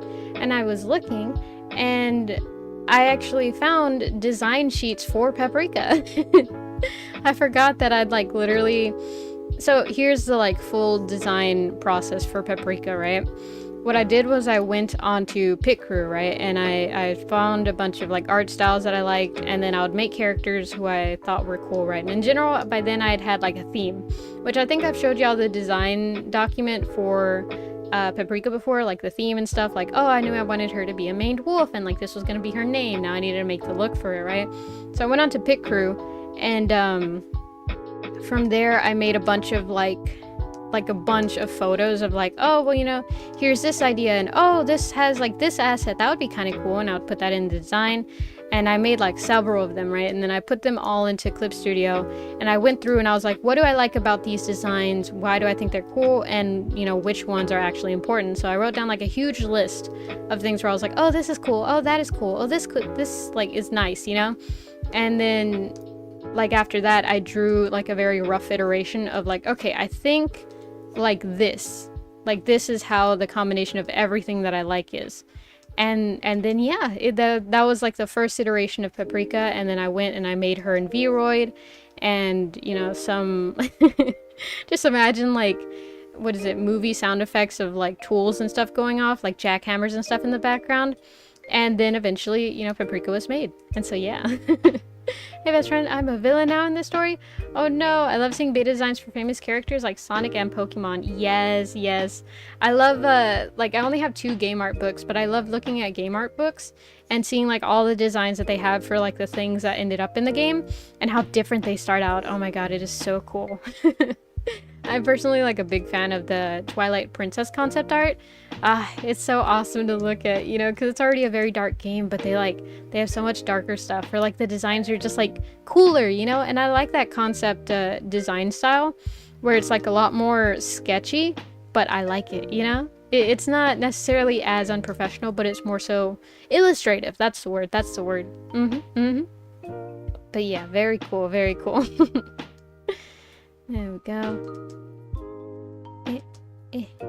Nope. Just gotta get that corner. There we go. I'm due. The Twilight Princess art book is my favorite Zelda game. Yes. Oh my god, I love it so much from like an art standpoint. And like, I don't know, playing it, I used to think that the world was like so very expansive. And so my favorite quest inside the entire game were collecting the bugs from Twilight Princess, you know, from that like little like princess girl, the Lolita girl. And she'd be like, oh, help me find all these like golden bugs and stuff. And then whenever you would find it and you'd give them to her, she would give you like a bigger wallet. That was my favorite quest because I like just riding around the world and it felt so big to me. You know, years later I played Breath of the Wild and I was like, wow. I went back and I looked at the game and I was like, not as big as I thought it was. But it still brings me joy, you know, it felt like a big world. And yeah, it was kind of like barren. There was a couple of monsters here and there, but not a lot. I don't know, I felt joy from riding around the world and stuff. So, you know, it was good. I had a fun time. And also I like the sound. The sound for like the Beatles and stuff where it's just like wind chimes and stuff. I'm a fan of wind chimes, but I hate playing them. So like, I don't know, that I like that.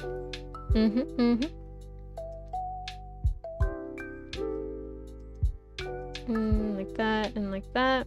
There we go. Did you ever play those old Final Fantasy games? No, actually I didn't. I don't know, like I feel like Final Fantasy is a game that either you were young whenever it came out, and so it was like a big game that, you know, you kind of had to play, like Super Smash Bros. And stuff like that, you know? That, and or you were like a very niche gamer, and then that came out and you're like, oh my god, this is exactly in my niche, and then you played it, you know? And I was in neither of the categories, so I missed that whole bandwagon and stuff. Do I think it's neat? Yes. Have I watched like various story scenes of some of the Final Fantasy games? Yes. But I've never played them myself. Hi, I'm back. Welcome back, Godzilla. How are you? There we go. Hope I may have already asked that if you're coming back. But I hope nothing has changed and you're either still good or or getting good, you know? Dude, most of the games I played as a kid, my mom played. Oh, wow. So you had like that retro gaming experience. Like, I think the only game that I played that my mom played whenever she was younger. Well, not even, because I was going to say, oh, the N64 Beetle racing game, where, like, you played as these little Volkswagen Beetles, and it was like a racing game, but they only had Volkswagen Beetles. If I'm not mistaken, I have a very fuzzy memory of it, because I think I only played, like, 3 times from what I remember. But that was the only one, and, you know, the N64 and my birth, I'm not going to say are, like, perfectly in tandem, but, like, they're kind of close. And so it's like physically impossible for my mom to have been close to the release of that. But rather, that was a game she played and I also played. Will I have snacks now?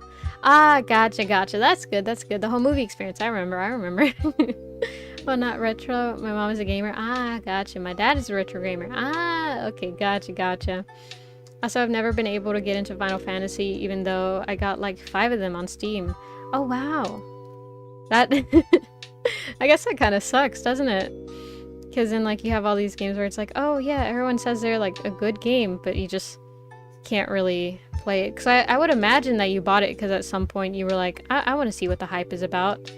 And then you haven't. Which, like, no hate. I've done the same thing before. But it's just like, I feel you. Yeah, like, I have, what is it called? It's not Elden Ring. It's one of those, like, older games. Like, it's not super old. It's not a retro game. But it's one of those games where it's, like, critically acclaimed. Everyone who's ever gamed and, like, knows of the gaming community knows it. But I've never played it. What is it called? I don't want to open up Steam and find it, but I might have to. It's, what is it? And then here, I guess I'm opening Steam to find out, because I don't know what it's called. Steam, well, I spelled Steam wrong. I spelled it Scheme. Steam. There we go. And now give me a second while that loads. Dark Souls. It might be Dark Souls. It's the one where it's like, finally wake, I see, or something like that. That one. That meme. That game. That's where it's from. Soul Calibur? I don't think it's Soul Calibur. Dark Souls is probably it. It might be. I can't remember. I know... I know it's a popular game, that's about it. And then whenever you say to like gamers where it's like, oh yeah, I've never played that game, they're like, how have you never played that game? That's such a like infamous game. And it has like a icon of a dragon. Elder Scrolls, Skyrim. Yeah, the meme Skyrim. Yeah. I opened it and then it was like that was me reading the name, and it was like Elder Scrolls, and I was like, oh, that sounds familiar. Skyrim, that's the one. Yeah, that one's it. Oh my gosh, but yeah, that's the one that I have, because a friend of mine was like, how have you never played it? And she was a big fan of it. She is a big fan of it, rather. And so she was like, here, play the game with me. Like, you go through it and we'll go through it at the same time. And then we did for like a week, and then we haven't picked it up. So yeah, the Blasphemous I'm playing is like a Dark Souls nice game. Ah, gotcha.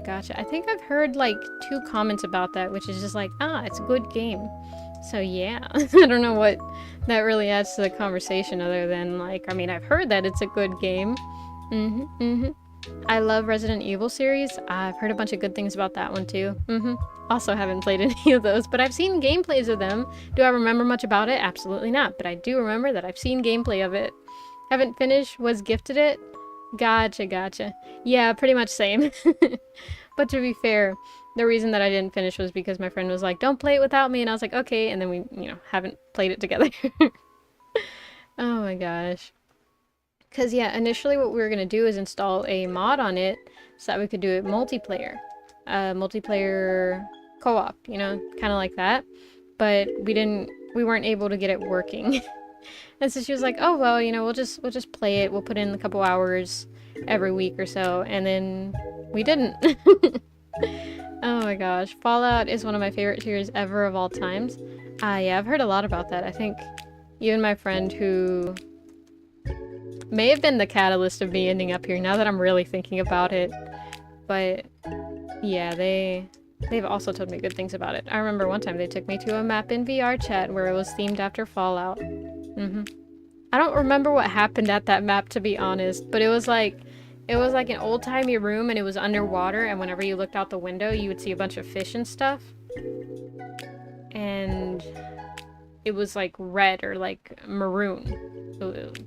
That's like all I remember, and it was like fancy-esque, but very old-timey. That's all I remember about it. Very, very vague memories on that. Eraser, please. There we go. But I think my favorite video game is a dinosaur no internet game. I felt that. I love challenging myself and seeing how long I last. Are you sure it wasn't Bioshock themed instead of M? I mix up so many of these games. I think it might have been Bioshock.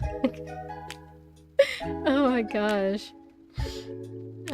By the way, anyone used to play on cool math games? Yes, the little like running guy. I think it was like literally called Run. Run and Run 2, if I'm not mistaken, where he had the roller skates and stuff. It was like a Kirby alien thingy that looked like a mix between Kirby and like that character from just like Cut Rope or something like that. The little green monster, and he like eats stuff or something. I don't remember. That game came out on like Apple devices, and I never really had Apple devices.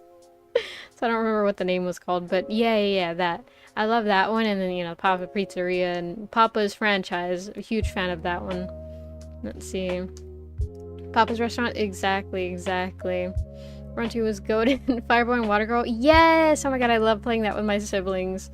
I love that it's so easy to play co-op with it, you just like, boom, here, you sit there and I sit here, and we use opposite sides of the same keyboard, or you could really challenge yourself and play both people, which was kind of a lonely experience, but it was a challenge, so I didn't mind doing it every now and then. Good times? Exactly. Games like Minecraft, Pop Tropica, oh my god, Pop Tropica!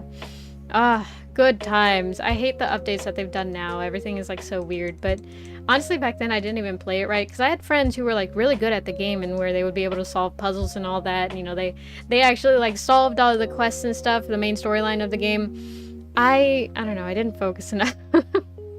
So I could never get very far in these quests. So what I would do is I would just kind of roam the world, and I would find people with like cool outfits and stuff, and then I would just kind of like clone pieces of their outfit to make myself really cool outfits.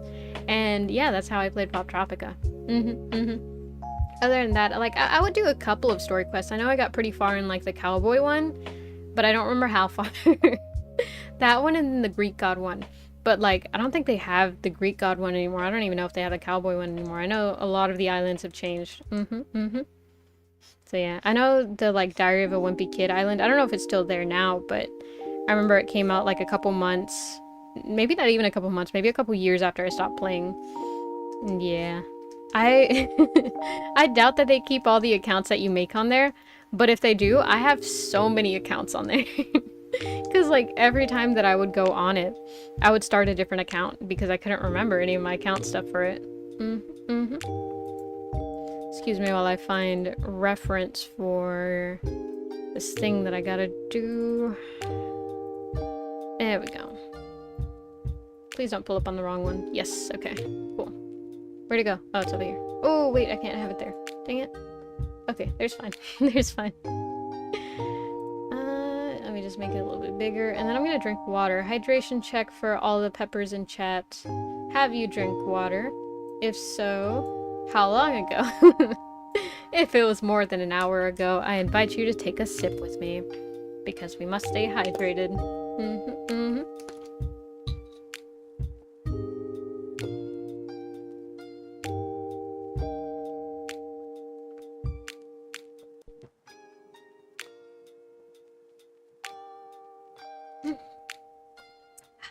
Good soup.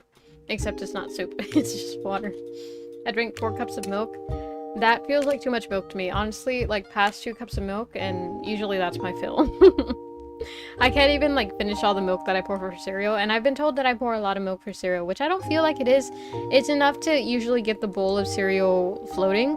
Like the cereal inside, it's like floating at that point.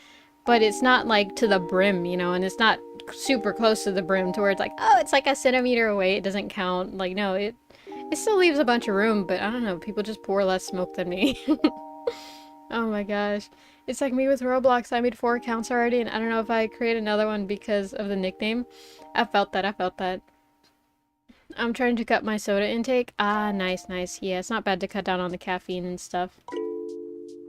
Okay. How do I do this?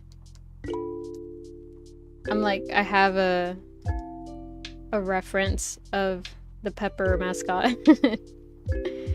There we go. But I don't have a concept sheet for it, so like struggling to like think of a 3D image of it, and it's like, okay, how would it look at this angle? Okay, hot take, but I dislike people who pour milk before cereal. Yeah, no, I think that's not really a hot take. That's a that's a pretty common take. Not to be like, you're not special, but just like, yeah, no, I agree with you. Because then, like, here's my argument for it, right? If you... And I need, like, a diagram to showcase this. If I can just find the correct button. So, if you have a bowl, right? That's a horrible bowl, right? But if you have a bowl and you pour the cereal first, then you get to fill it to the amount of cereal that you have, right? And then you can pour in the milk to where it's proportionate to the amount of milk that you need to, you know, like, wet the cereal, you know? Because the cereal has to be not soggy, but it has to be wet, you know, it has to be glazed with milk in order for it to be an enjoyable experience. And then over time, some of it will get soggy, and for some cereals that's good, for some cereals that's not. But if you do it the opposite way, to where you pour the milk in first, then because it's full of milk and stuff, like, you won't know how much cereal to pour in, meaning that, you know, the cereal will just float at the top, and then you won't have a proportionate amount of milk and cereal. And, like, that's still doable, but then you have to continuously keep adding more cereal, and that's just so inefficient, you know? And, like, not to say, oh, everything in life has to be efficient, but it makes more sense in my brain to pour the cereal first, because then I know how much cereal I'm eating, and not like, oh, I count the amount of cereal pieces that I'm gonna have. No, it's just like, you know, oh, this is a good amount. Maybe I'm not hungry that day, and so I pour myself half a bowl. Maybe I'm super hungry that day, so I pour myself like a pretty big bowl. At least I know how much I'm eating, and then I pour the amount of milk that I need proportionate to that, you know? And so, yeah, no, I get it. Oh my god, a whole diagram needed to explain that because, you know, you gotta have the visual graphics. Exactly. So I feel you. Paprika approved take, therefore it cannot be a hot take. It can be a spicy take though, because, you know, you're pepper, so it depends. Oh man. There we go. And then like that. There we go. And then this way.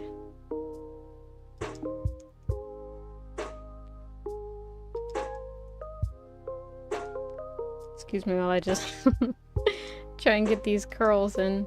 Sometimes I'm like, I'm not being productive enough as an artist, and I'm like, I must focus, but no, it's fine. Well, it doesn't matter the order, we all know the bowl goes last. Oh my god, it's like one of those cartoon things whenever they run over the edge of a cliff and then they're just like stuck there for a second. You just pour everything and it's like kind of shaped in this weird oblong shape until you get a bowl and then it just naturally slops in. Hot and spicy take? Yep, that'll work.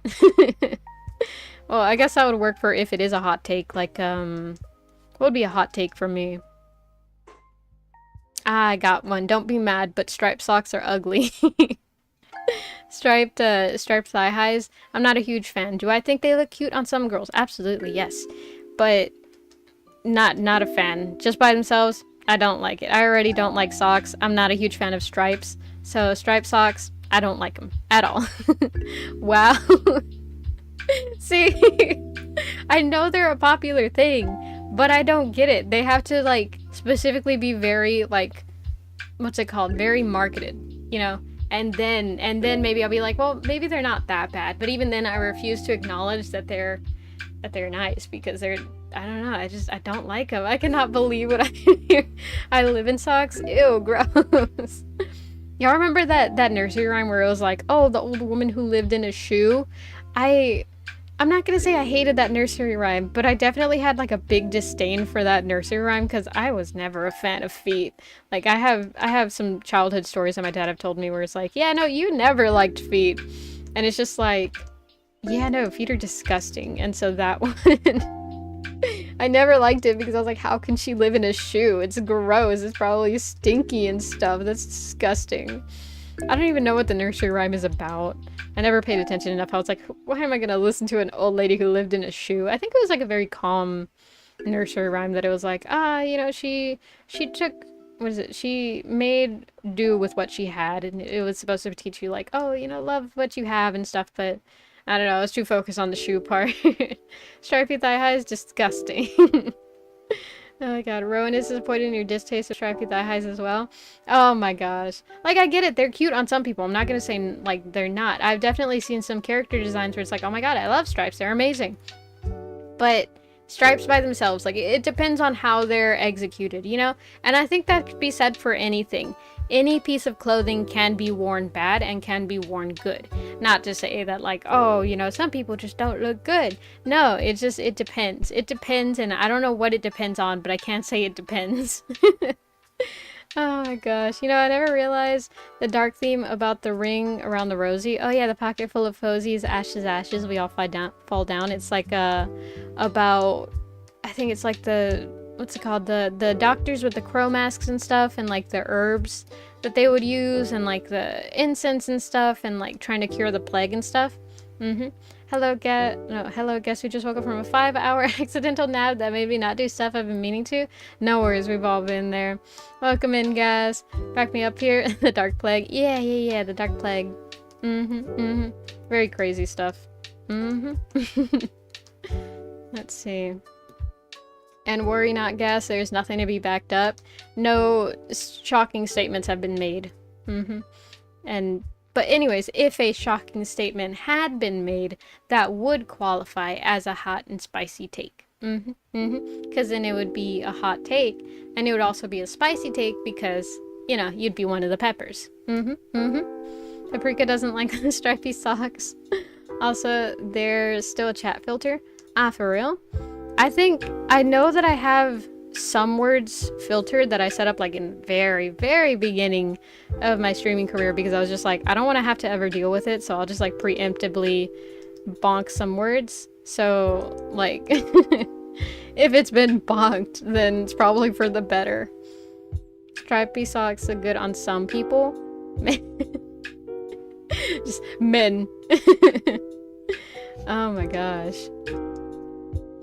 Yeah, no. I think I know that I can find a character that has been portrayed with stripy socks before. I can't think of any right now, but I know that I could if I really tried. And like, I'll agree, you know, they do look good on some characters, but not all characters, you know?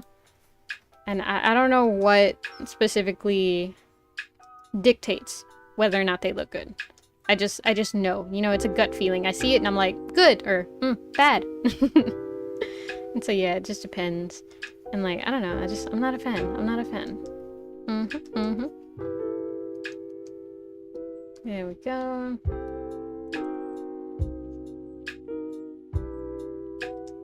Oh, not that button. There we go.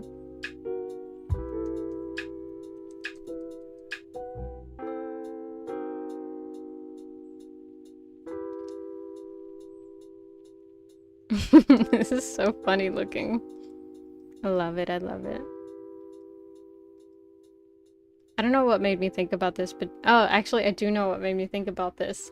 So I still have the web page pulled up about Shark Boy and Water Girl, and so it reminded me of that movie. And y'all remember the thumb people from that one? They're so like, I don't know, they're kind of freaky looking. And not like, you know, ooh, they're freaky looking kind of way. Like, no, in like a, why do they look like that kind of way? Like, I get it, they're thumb people, right? That's why they look like that. But it's just, I don't know, it feels kind of gory, if you will, because like, how do they talk? You know, and I think they just mumble, if I'm not mistaken. I think it shows like them communicating in the movie and they just like mumble to each other, or they make like indistinct talking noises. But like, ew, you know? I don't know, something about it just doesn't make me very comfortable. So there's that. It's like weird repressed memory that I have of watching it, and I was like, why do they look like that? That's so weird. They're so weird and creepy. There we go. No. I guess I just won't show it. There's not really an effective way to show it. Oh well. Let me clean up these edge lines and then I'll do the eyes, because I'm not looking forward to redrawing the curve several times. Go ahead and turn this. And there we go. Okay, follow me here, right? Follow me here, but candy, right? Candy, and then I thought of Skittles. And what's y'all's favorite flavor of Skittles? Because mine personally is the orange. I've always been a fan of orange candy. So orange. Hey, you thought say goodbye? I used to live in Quarter Mile, and that's why we are brothers. I'm so confused by what you just said, to be honest. It felt like a math equation, but I'm just gonna respond okay. Purple? Blue. What are we talking about? What did I just say? Ah, purple! Purple flavor! Flavor purple. Okay, I gotcha. Oh my god, I was so lost. I was like, wait, what? But yeah, purple's a pretty good flavor. Like, too many of them, I feel like it not turns spicy, but turns hot. Skittles? Yeah. I made it there. I called Cheddar a bottom for using EP unironically, and he got defensive. Oh my gosh. Yeah, I don't think I'm considered, because I know the TikTok, I think you sent it to me. And like, okay, so basically the TikTok was saying, oh, if you use EP and Mimi's unironically, then you're considered a bottom, right? And not by any, like, I don't know, scientific study or something. It's just like, oh, you know, it's bottom coded or whatever. I use Mimir, which I feel is different. It's totally different. So I'm proud to say that apparently I'm not a bottom. How did I say apparently? I'm not a bottom. There we go.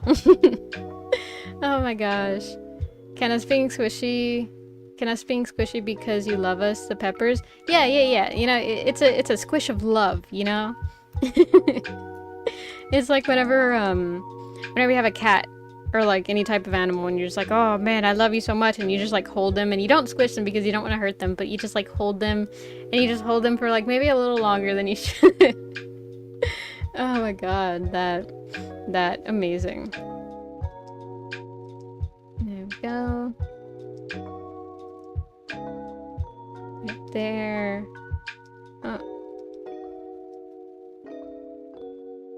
You know, you'd think for something like easily drawable, like a teardrop shape, I'd be able to draw it pretty fast, but I struggle a lot with that basic shape. Because it's just like, sometimes it's too oblong, sometimes it's too sharp, sometimes the line goes too over, or sometimes they just like don't form the shape like I want it to. So I struggle a lot. But it's fine, because I'm persistent enough to where it works out. Oh my gosh. There we go. And zoom in here. Wait. Like that. Cut here, cut there. A little more. Shape that one up a little more. It feels like I'm working with clay sometimes, because I'm just like, turn this a little bit that way, and cut it here, and cut it there, and then boom, it makes a shape that I need it to. Let's see. Gas is building me. I just realized next month it's October and Halloween is closer than I think. I know, right? It's almost spooky month. Us as peppers are kind of canonically 2 feet tall because we are half the height of paprika.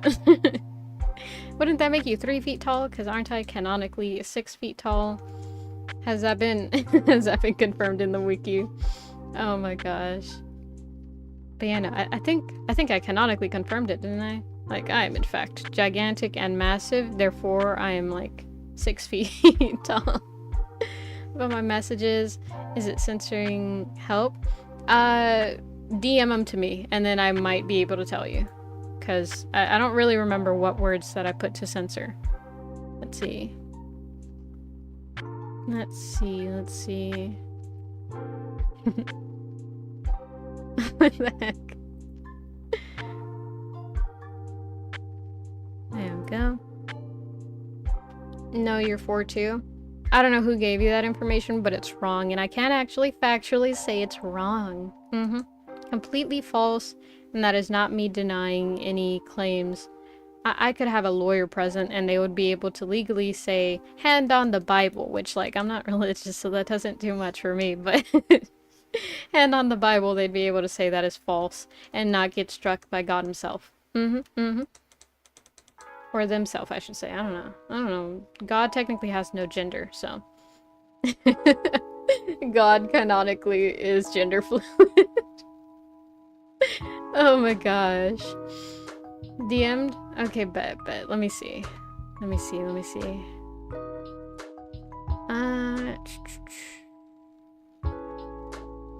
Squish your love, that is riding backseat unbuckled in the rightness truck. I don't know. Oh my gosh. Hold on. Let me check settings real quick and let me see if there's a word. Because I don't think so. I just like, I did very basic like, hey, don't say that words. Is it advanced settings? Maybe account? Notifications. Maybe I need to go into YouTube Studio. Give me like 2 seconds. There we go. Let's see. Bro, you have to cut your crayons into smaller pieces to eat them? You're that tiny? I don't know what you're talking about. Heard it here, folks.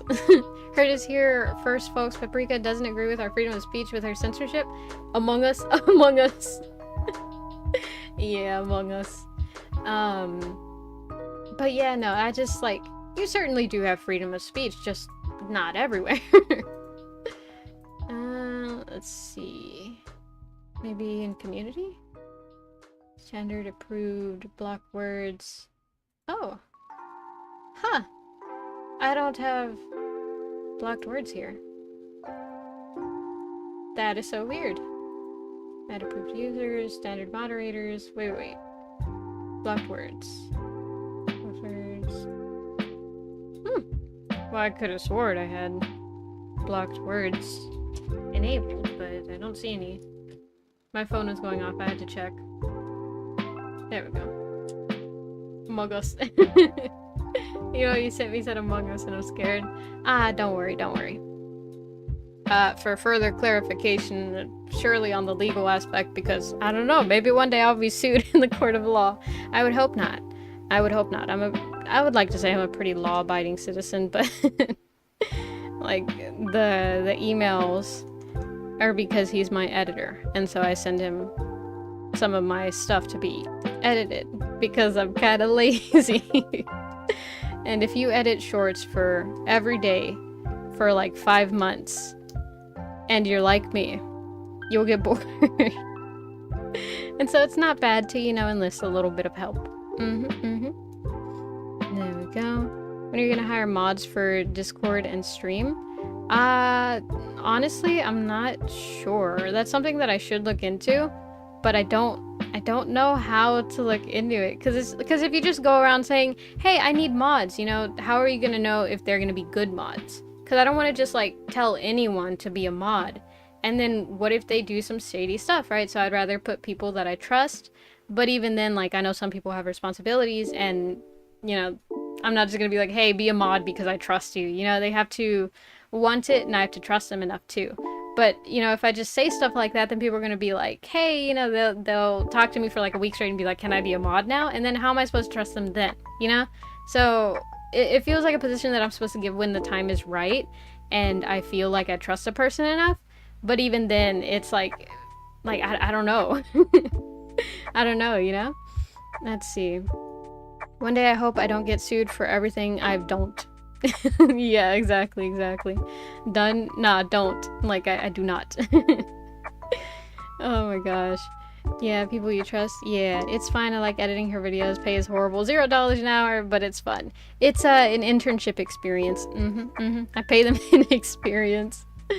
Oh my gosh. Nah, but like legit, I taught them how to edit, so like it's not like I, you know, like, oh, you're talented, kid. Here, do my stuff for free. It was like he came up to me. I'm pointing fingers now. He came up to me and he was like, hey, I want to edit. And I was like, do you know how to edit? And he was like, no. And I was like, do you want to learn? And he was like, sure. And so then I taught him how to edit. And now he edits some of my videos. Capri, I'm stealing gas from you and I'm paying him too. You aren't stealing from me, just borrowing. I mean, I can't really do much legally. There was no contract signed, so they're not legally obligated to only do my stuff. Unfortunately, I totally should have gotten them with like the legally binding contract. I'm joking. But yeah. So no worries. I do not feel betrayed because legally it is not betrayal. I don't know why I'm so focused like legally this, legally that. I swear I'm not in any legal trouble, guys. Oh my gosh. It's like those job hirings be like looking for a 10-year-old with 20 years of experience. Exactly. Man, some of the experience that it requires. There's so many like, oh, you know, entry level, but you have to have previous experience with this. And it's like, how? And the answer to that would normally be an internship, but like sometimes they have years worth of requirements. And it's just like, how does anyone have that long of experience? And one of the things that I noticed at my last position was that like more than a year of staying in a role is kind of tiring, you know? And like, I will say I haven't felt that way towards this job because, okay, like doing VTuber stuff, I've kind of treated, especially recently, as a job and not until like, oh man, I gotta go and I gotta put in my hours and stuff. Rather, like I've treated it very seriously, like I want to pursue it as a career. That's kind of why I've been seeing me online so often, you know? But in my last position, I worked there for about, I think around 6 months too, and by the end of it I was like, wow, I don't hate the people here, but I hate the place. I don't like, you know, the structure of it, and there's a lot of qualms that I have with like the managers and stuff. And so, you know, like I had to formally resign and stuff, and you know, I was very professional about it. But like, yeah, you know, and I can't say I've been doing this for like I think 5 months or 6 months. I don't remember. I know I started back in January, February, March. I started back in March because it was like 3/14, if I'm not mistaken. 3/14 was the first day that I posted like a video on TikTok, I want to say, and that was like the true beginning. Because yeah, I was, you know, working a couple months before that of like, oh, you know, what's my character gonna be, and like everything like that. But like that was a true day that I started. So let's see, we're at 9. So yeah, like 6 months ago. Holy shit. Let's see. Pepper after using the word legally. Don't have anything illegal either. Wink. Same Jalissa. Oh my gosh. Let's see. Good night, my best friend. When are you live streaming? I'm just asking. Tomorrow I'm live streaming from 1 to 4, I want to say. And then there's another live stream too. I think from 6 to 9, I want to say. Every time I say I want to say, it reminds me of how I used to sing Macarena with my siblings, and I'd be like, I want to say Macarena. But yeah, tomorrow I'm streaming from 1 to 4 p.m. CST. I'm going to be streaming The Binding of Isaac, and then after that I'm going to be streaming from 6 to 9 p.m. When I'm cooked with It's Brundon from Twitch. Highly recommend checking out their content. They are pretty funny people. Let's see. And my first video ever working for her was 811. Oh, nice. I've been her editor for a month now. How long have I known y'all for now? That's a good question, honestly. Honestly, I suck at remembering, like, when I first meet people, because it feels like it snowballs. It starts off with, like, oh, you know, like, we go to the same class, or we, like, have talked via this, and then after repeated talking experiences, then I'm like, ah, they are a friend. And, like, that transition from, you know, being a person that I talk to being a friend is so, like, subtle that I don't recognize when it happens, and so I never know when I truly met someone. Let's see. Cooking like Gordon Ramsay. For real. Master chef level. Holy shit, I can't talk. Master chef. There we go. Just erase some of these lines. Oh. There we go. I think I've been watching your content for about 2 months now. Yo, nice. You met Paprika when she was 4 months old. Oh my gosh. Yeah, I don't know. I like it. I've been doing this and I don't tire of it. The only thing I do is sometimes I'm like, you know, I want to get better at it so badly, and it's just like, how do I get better at it? And that's the only thing that I've had to experience and endure. The rest, like, I like it, you know, I like it. And so, yeah. I feel like this is a thing that I want to do for the long term, and it's just a matter of making it to where I can do it in the long term and, you know, support myself, because, like, how do I phrase this? So society, or capitalism in general, has it to where you can survive a little bit in, like, a limbo state. So, like, if you get unemployed, you know, as long as you've been saving pretty well or haven't been, like, using a lot of expenditures. And, you know, this can look different per person, per role and stuff like that. But for the most part, usually you should be, like, able to last for about 3 months of, like, not having any income. And it depends on how much support you have, right? And so I've been lucky enough to where I am a little bit in a place of privilege. Not like, I'm not rich. I can't just go out and buy caviar and shit. But, like, I've never been a big spender, and so that's helping me now. But if I want to do this full time, that's why I've been putting in the work. That's why I've been putting in the grind. Because I want to do this, and I am doing this full time right now. But being able to, you know, pass this off to, like, tax collectors and stuff, and be like, look, I'm a working pawn in the capitalistic hellscape that we live in. For them to be like, okay, now we will stop giving you bad feelings of you're not useful to the capitalistic scheme. Oh my gosh. Can't remember when I started watching. Yeah, no worries. I think it just, like, naturally creep up on people. Paprika, did you eat some oranges? I haven't, but now I really want to go get some. There's some waiting for me in the fridge. Society is a problem. Alright, well, I gotta go. I'll start posting content tomorrow on this channel, and I'll try to post my videos on the Discord.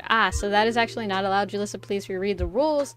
I, you know, highly urge people to read rules. I need to set it up to where they read rules or whatever before they join in, but even then, that doesn't guarantee. But yeah, that's not allowed in the rules, so please don't do that. I will have to bonk you. Okay, I understand. Pog, thank you, Julissa. Okay, stay safe, and maybe I will, like, I should make, like, a a channel to self-promote on. No problem. I also have oranges in the fridge. Pog. I've been here since 7/29/23 and have invited 9 people into the Discord. Nice. That's the scary thing, though. Sometimes, like, I'll see people come in and, like, when I really think about it, that's probably a normal thing for people to do. They're like, oh, you know, I watched this person join their server and like, let's hang out there. And then sometimes they get into the content, but like, I don't know, it feels like, I mean, that's something that I have never done. So sometimes I'm like, I don't know who these people are. And then you're like, hey, go get the Minecraft role. And I'm like, they're just here for the Minecraft. And that just made me think sometimes like, maybe I should make a role for the, not a role, a server for the Minecraft so that they can, you know, discuss Minecraft more openly there instead of being secluded to just like the one channel that I have. But it's like, I don't know, like that in theory should be a normal thing, but it no click as normal for me, you know? Let's see, what's that counter food, bro? What are you talking about? For a second, like, I thought that I unhid the counter, and I was like, there's a counter? There's not. I was bullied into trying it. I normally just have them on the counter. Wait, what? That's counter for— oh, you're talking about the oranges? Ew, no. They don't go on the counter. They're too tangy if they stay, like, lukewarm, you know? You gotta have them cold. It's a totally different experience, and it's totally fucking worth it. I will die on that hill. Oranges need to be cold. Oranges. Yeah, oranges. Oh my gosh. I literally have oranges no other way. I don't eat them warm. I don't eat them lukewarm. I don't eat them hot. I don't know who eats them hot, but whatever. Whoever they are eating them hot, they shouldn't be eating them hot. They are a cold food. And I will die on that hill. Crap. There we go. Erase that, and let's fix that to be more open. Like that. There we go. Oh, wait, like that. Perfect. I'm gonna go grab one, and yes, hot oranges. Ew, no. No hot oranges. I realized after I said, like, ew, no, like, oh, they're probably joking, but for a second, I thought you were legit, and I was like, who the hell eats hot oranges? Oh my gosh. I can't imagine. Like, I don't think anyone genuinely eats a hot orange and is like, hot orange. My favorite. Oh my gosh. You know, I've realized that I kind of suck with, like, being able to read a message, or not even just messages, being able to listen to people and being like, they're joking, because sometimes, like, deep down inside I'm like, are they joking though? What if they're not? And so I have a little bit of a story with that. I feel so dumb about it, but at one point I was in my math class, right? And so the math teacher was a coach, which, like, honestly, I feel like which math teacher wasn't a coach?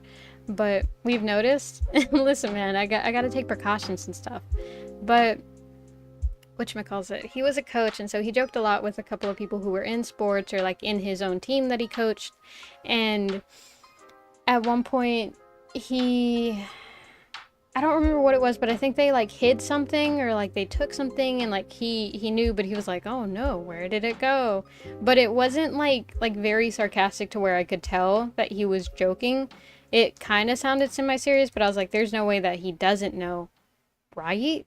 And so then at the end of the class, I was like, hey, like, I stopped by, and I was like, hey, just to double check, like, I'm pretty sure you did, but I just wanted to double check. You knew that they were doing this, right? And he's like, oh, yeah, no, I knew. And I was like, oh, okay, cool. I just wanted to make sure I was on the same page as everyone. Gotta go. Good night, Motoken. Stay safe, eat your meal, drink your vegetables, don't talk to strangers, or at least try and use your best judgment. Bye.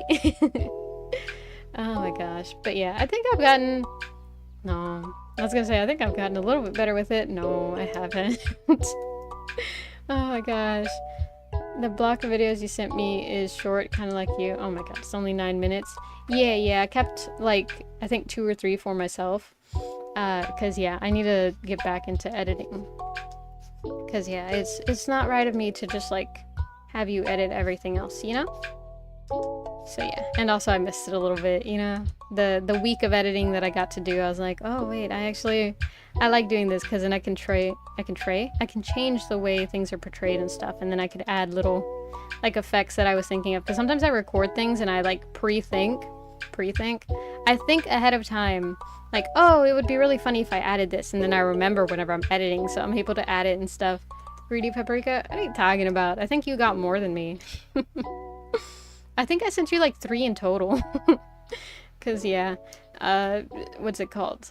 Spoiler for people who who don't know, I guess. Or not really don't know, cause I mean, who would know? but whenever I'm recording stuff, I don't record it like in one go. I trip over my words a lot. And so I had to take a bunch of re-records for like those things, and they're kind of a little bit heavily edited. The week off of editing I did made me realize how much I actually like editing. That's good, that's good. It's a very talented, what's it called? It's a really good skill to have because it's like pretty applicable to a lot of different fields. Man, there's some words that I just like cannot find, but yeah, like you could go into any field, and as long as they have like a social media thing, you can be like, I actually know how to edit. But it's probably better if you learn more professional editing software than CapCut, because I feel like there is a little bit of a, what's it called? What is it called? It's like a misconception, or like, what's it called? When they think something about a certain thing. Like, for example, if someone only edits in Photoshop, they're either professional or kind of stuck up, you know? Perception? I don't know. You know what I mean, right? CapCut is like the baby version, people say. And like, I won't argue. It was pretty easy to pick up. But like, once you know certain things, there is a little bit like of a skill curve that like once you hit a certain spot, you're like, ah, wait, I could actually do this. And then I don't know, the less tools, like I like to say, it encourages you to be a lot more creative. And so some of the things I do, like all my videos, I edit in CapCut. I have not learned DaVinci Resolve yet. I plan to one day, but that day has not come. So so yeah, everything that I've ever edited has been done in CapCut. And I feel like some of the things I've done are like kind of cool. So yeah. Let's see. She records her videos in one block since she stumbles so much. Yeah. There's sometimes where, like, especially recently, I realized that sometimes I'll I'll have an idea in the middle of recording a video, and I'll be like, actually, let me record this one too, so then I'll finish that one, and then I'll start recording the next one directly after. But I make sure to pause so that I can cut easily. That's a good thing about recording and then knowing how the editing process goes. I feel like I'm more considerate about myself whenever I'm editing. Turn it this way. There we go. I wonder when they're gonna release merch for the Hatsune Miku tour. I constantly rent-free in my brain Hatsune Miku, guys. I'm sad to say. I'm always thinking about Hatsune Miku. 24/7, y'all. Dude, I don't like how I am in my recordings. I think, let's see, what's a good piece of advice? I would just say, like, I don't know, I'm pretty, I want to say, like, consistent, both online and offline. The only difference is, like, I talk a lot more online, because, you know, it's kind of the whole point. Like, I'm not just gonna upload a video where I'm just sitting in silence and be like, okay. And then go silent for the rest of the call, you know? Like, no, I'm a lot more talkative online, but, you know, just as long as you know what you're trying to say, then that usually for me makes it easier to say what I need to say. So, like, what I do, I don't script my videos, but I do have, like, a rough idea. Like, for example, let me think of a video that isn't promoting something. Not a lot of my videos promote something, but like the kids one, right? Like the, I don't like kids. I knew that I wanted to talk about kids, like, that sounds so weird, but like the fact that kids tire me out. So I think the prompt for that one was like, kids make me sleepy, or like, kids make me tired, you know, something like that. And then from there I just kind of like talk. Sometimes I like pre-talk to where I don't hit record just yet, but I kind of like run through it, like, if I were to record the video on this topic, how would I say it? And it allows me to bounce a bunch of ideas off. And there's a lot of me rewording stuff in the recordings.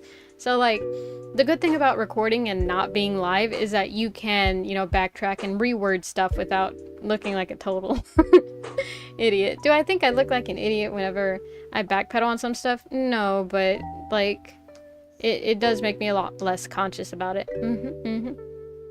Sorry, my grandma called. What did I miss? How much did you pick fun at me? Oh, a ton. We were just going ham on you. I feel like I'm more mean and annoying in my recordings. Sucks to suck, I guess. I don't know. I am consistently a nice person, so I don't know. Maybe just like consider how often you're doing something, because I think like the main thing that people tend to fall into whenever recording, and I don't know if I can really say that you've done it, because I can't remember. Like, I don't remember specifically being like, oh man, they do this joke too often or something, but sometimes people will be like, you know, this joke, and they'll kind of take it into a bit, which is fine, you know, it's fine to have bits and stuff, but if you're doing it too often, don't rely on that joke so much to where you stay on that same joke for like 10 minutes, you know? Because the human attention span is very low, especially now. And so it has to be really, really, really fucking entertaining for me to stay there for the whole 10 minutes of it and being like, haha, this is funny. Because think about it, a normal YouTube video is 8 minutes, right? Sometimes they're 10 minutes, but normally they're like around 18 minutes. The longer one are 15 minutes, but even then they have like dips in like where you're paying attention and where you're just kind of putting it on as background noise. So just remember that, you know? And yeah, you know, through editing you can cut out what might have taken like 20 minutes to do, but realize how long the bit's really gonna come off, and you like it's not normal to have the entire thing be like, this entire 8 minutes is gonna be shown in this video, because people cut down a lot in recordings. Can confirm I laugh a lot when editing videos. Yeah, I do too, guys. Yeah. I grew up when average YouTube videos were 20 to 30 minutes. Holy shit. Yeah, no, I think the only like 20 to 30 minute videos that I watch either have to be like, oh, you know, I'm playing this game, and then watching them go through the entire game, or like compilations of like, oh, look, this person doing this, or like this person doing that. It has to be either very structured or like a bunch of shorter content stuff within one video. Oh, shit. There we go. There we go. Dan TDM videos.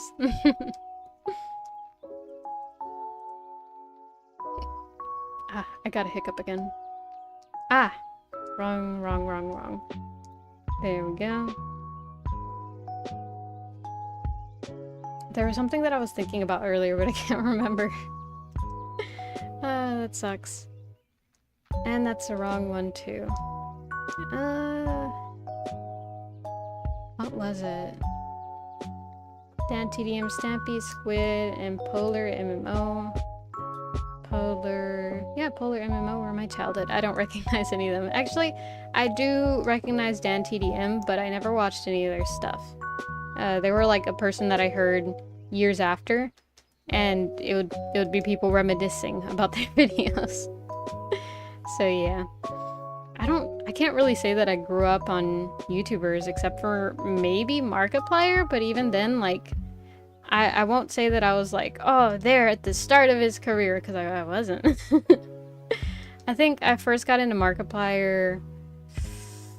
What was he doing back then? I think whenever he was like really going into like the Slenderman stuff, whenever he did a lot of like the Slenderman videos. And I don't even think that was like a big portion of his content either. It's just, I remember those. I know I watched like a couple of those and stuff. Grass, my respect for you has increased tenfold. Popular, not polar. Oh, yeah, it does say popular, doesn't it? Oh my gosh. But yeah, it's good. That's good. It's good to be able to identify... Actually, I remember. The ones that I grew up with, the YouTubers that I grew up with, were the animator YouTubers. So Jaden Animations, It's Alex Clark, what's his face? What's his called? That other one that he made comics, and then he didn't. When I was young, never seen English channels, only seen the ones in my language. Gotcha. Yeah, that's pretty normal, I think. And then, like, you start branching out to other languages and stuff. I felt that. You know, I used to watch this VTuber, and I think she was part of the reason that... There was a lot of reasons that I ended up here today. But she was also one because she taught a bunch of like, oh, this is how you set this up to be a VTuber and stuff. like very educational stuff, but she's in Spanish. And I remember I would be watching her videos and I'd be like, oh my god, I'm so glad that I understand Spanish, because she like very effectively was able to teach me a lot of stuff. So I went to her, or I would listen to her videos a lot and follow them to set stuff up. Let's see. I'm currently snacking on some hot Cheetos right now, and it's been a whole since I ate some. I almost forgot how good they are. Yes, hot Cheetos every now and then. Oh my god, great snack. Great snack. You know, they're actually pretty complicated to make. There's this Netflix show that's like a snack competition or something where like they have to remake those snacks. I forget what it's called. I don't remember anything, as y'all can tell. But that show, I love watching it. I love watching cooking shows that like kind of teach you a little bit. So like there's one that I've been watching with my dad a lot, because my dad is also a fan of like Food Network shows. Because, you know, he actually works in the industry. I just find it fascinating, and I like watching like cooking reels and stuff. But it's, I think, Leftover Takeover or something like that, where they remake leftovers into new meals as like a game show competition. That's pretty cool. That's pretty cool. But yeah, what was I talking about? Oh yeah, but that snack one, they did a bunch of snacks, and I think they only had one season. I think it came out like 2021. I'm gonna say it's not like a new show, I think, but yeah, highly recommend it. It's very interesting to hear like, oh, this is how these are made, and they're actually very complicated because this isn't that. And I'm like, whoa, I thought they were pretty easy. They're just chips with like this on it, right? But no, hot Cheetos have like a very, very, not deep, but big spice blend in order for it to specifically give that taste, where it's not like super spicy necessarily, but it's also not spicy. It's spicy, and it has a lot of flavor in it too. And then I remember they gave this like whole lesson where it's like, the dust that stays on your finger, it has a name, but I don't remember it. Oh my god. Odd Ones Out. Yes! That one. Oh my gosh, that is his name. What are the dots under your eyes? They're eye dots. It's been confirmed by chat, because they could either be considered eye dots or freckles, but they don't look like freckles enough to be considered freckles, so they are in fact eye dots. It's been a while. Yeah. I have a cold orange. My fingers hurt from peeling it. How cold was it that it was hard to peel? All my oranges are usually pretty easy to peel. So yeah, I don't know. You got a bad orange maybe? Oh my gosh. There we go. I also grew up on animator YouTubers, as you know. Yeah. I like those animator storytime YouTubers and stuff. Those were the ones that I grew up watching. And so I'm honestly kind of surprised that I didn't get into animation as much as like just animated content, but not really making it. There have been some thoughts before where it's like, I would like to, you know, start making like not really animated content. Like I would like to, but it takes a lot of skill and a lot of time. But more so like animatics or something, or more visuals to some of my videos, but you know, they do take a lot of time. So I've been like not really on the cusp of wanting to start that, you know? It was in the fridge for a couple of days. Yeah, but like even then they shouldn't be like hard enough. They shouldn't be cold enough to where it affects the hardness of it, you know?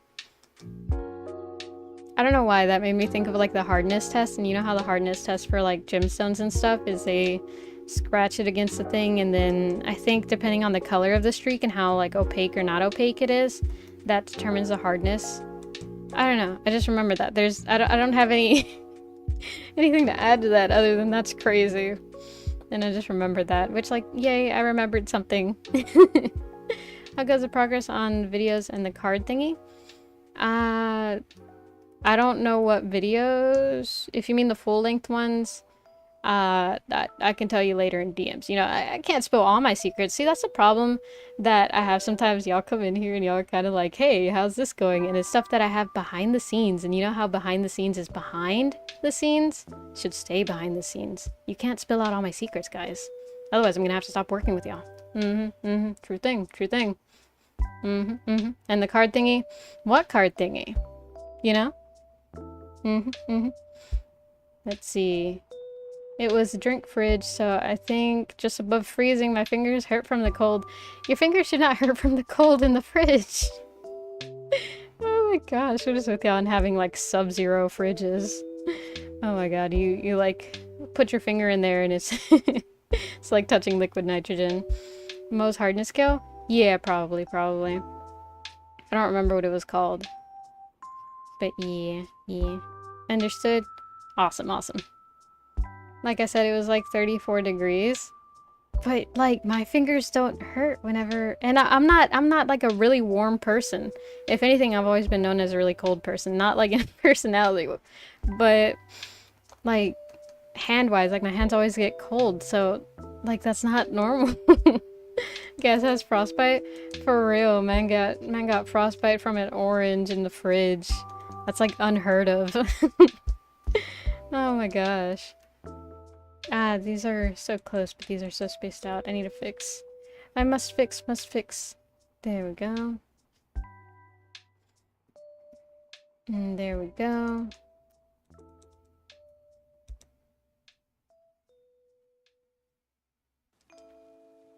Excuse me while I focus on dots.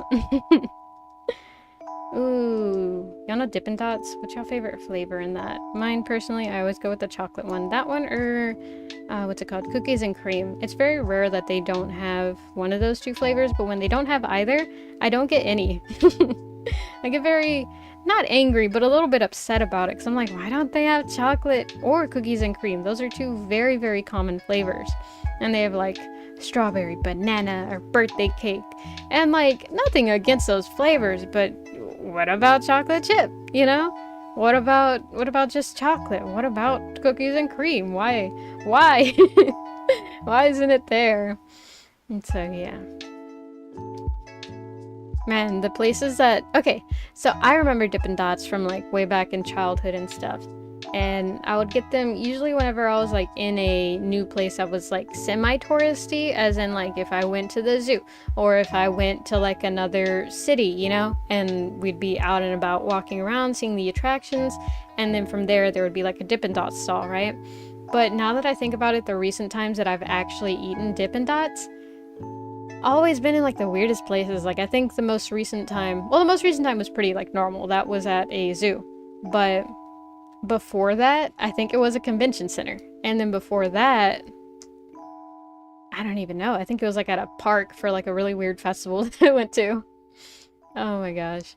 When does this live end? It's mostly alcohol and sodas in the drink fridge, so it could be colder than freezing. Ah, that would make sense.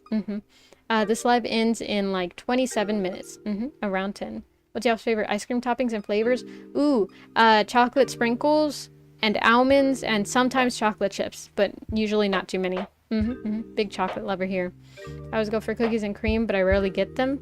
Yeah, same, because they kind of cost a lot. They're a little expensive. Welcome in, Nick. How are you?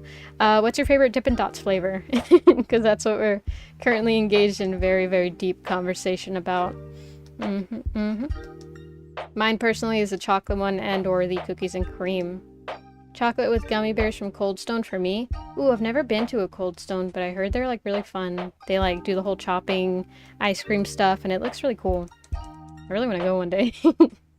But I think like the closest one to me is like almost half an hour away, which like, you know, that's a little bit of a drive, I'm not gonna lie. Damn, these organic oranges, I keep biting on the seeds. Ah, I felt that, but the seeds kind of taste good. I did that the other day. My dad also got some with the seeds still left in, because we mainly get the seedless ones. But yeah, he got some with the seeds in, and I didn't notice till after I put a whole one in my mouth and I was eating it, and then like I heard a crunch and I was like, Dad, do these have seeds? And he was like, yeah, why? And I was like, oh, because I just figured that out the hard way. Oh my gosh, I like frozen yogurt instead of ice cream. Ooh, what's your favorite frozen yogurt flavor then?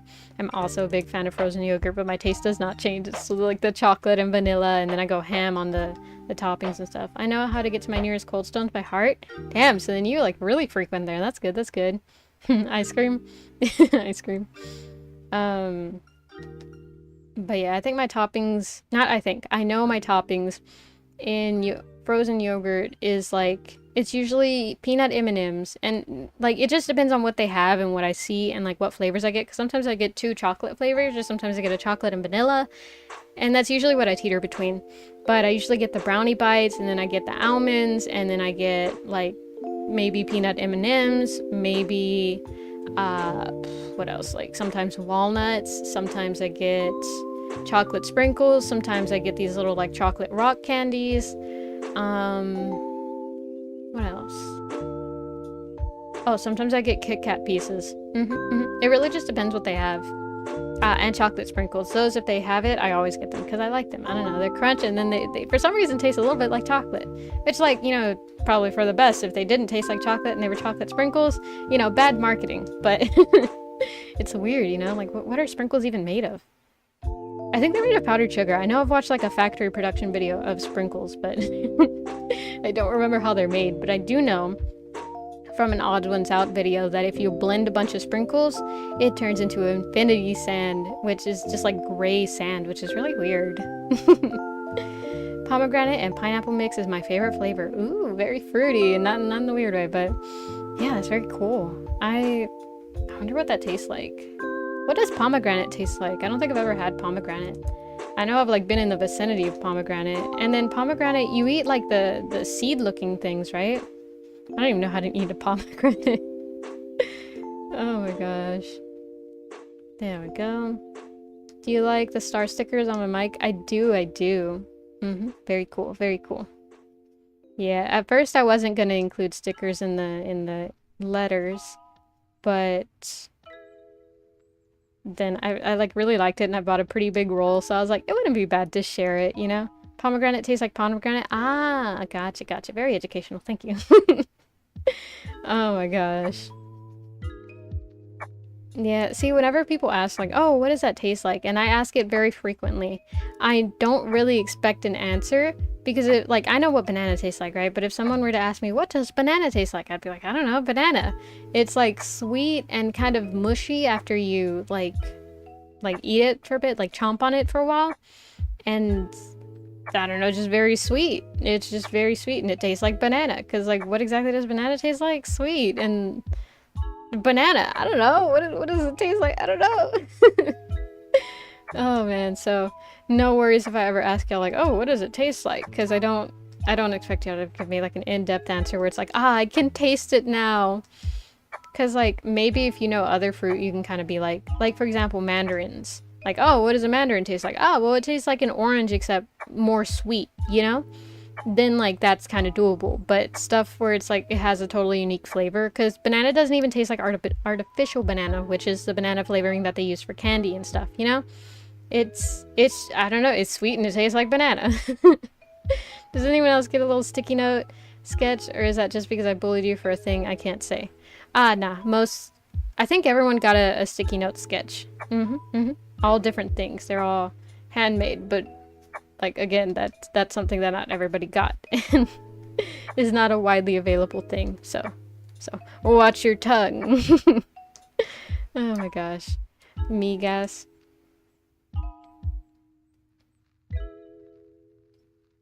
Where did that come from? Okay. Like, okay, migas, it reminded me of something and I was like, what did it sound like? And then I remember hipas, right? And then I was like, where did that come from, though? So that I could accurately describe it. It came from, I want to say Unis Honest. No. It came from Markiplier's Makes video. Yeah. And they were making, like, Easter eggs and stuff. And so they were using the dye kits. And then there was one where... Was it from the Easter egg one? It might not be. But I know it was from one of the Markiplier Makes one. It might have been either with the eggs or with, like, the pretzel or one of the baking ones. But, yeah. I don't know. It might have been the pretzel one. It might have been something about gluten, but I don't think so. I don't know. I can't remember. Oh my gosh. No, me gas. No, me gas, you cheddar. No, me cheddar, you gas. Oh my gosh. Who is the real one? Oh my god, that reminds me. I was listening to a podcast and it was like, one of us speaks in riddles and one of us speaks in rhymes. And they just kept using it as like a bit, and it was funny. I don't know, it was lame, but it was funny. And that's what that reminded me of. It's like, ooh, who's the real one? Ooh. I don't know why the ooh as if it's spooky, but ooh. Oh my gosh. There we go. You know, I was like, what, like maybe a good 3 minutes away from doing a stream where I'm like, I'll just draw anything y'all want, guys.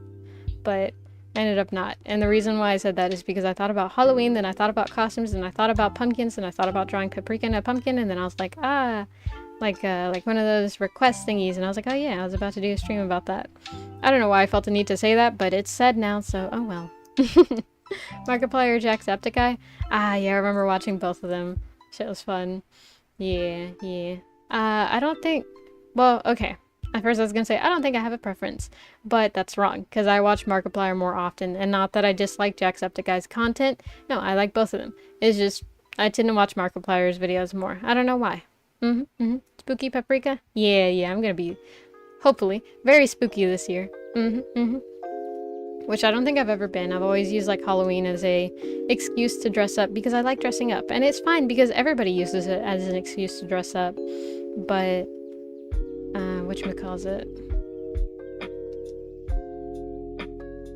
But yeah, I don't think I've ever been like an actual scary thing. I've always just been like, look, I get to dress up as this. I get to use this costume that otherwise I would not have been able to do.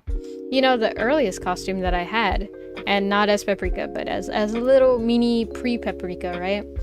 I was gonna say post-Paprika, but that says the opposite. So pre-Paprika, my first costume that I remember being was what's it called? Care Bear.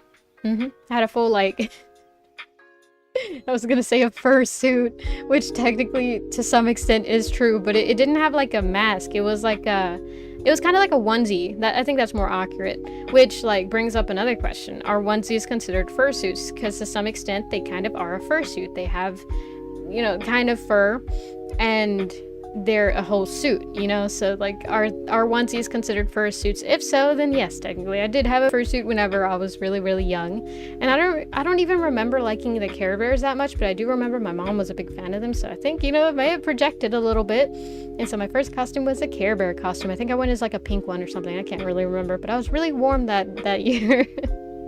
Very spooky. Yeah, very spooky. Yeah, I've also never had a spooky costume, but my first costume was a duck.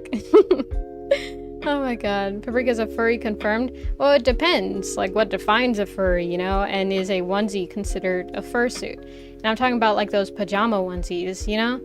Like, are those considered fursuits? If so, then yes, I did I did own a fursuit at some point in my life.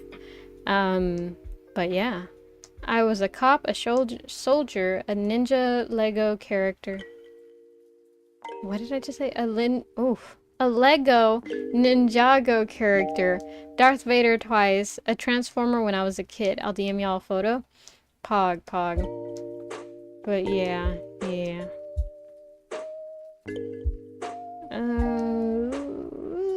Okay. Yeah, I think that's good. Yeah, it looks pretty good to me. Oh my gosh. It's so funny looking. Oh shit. Right there.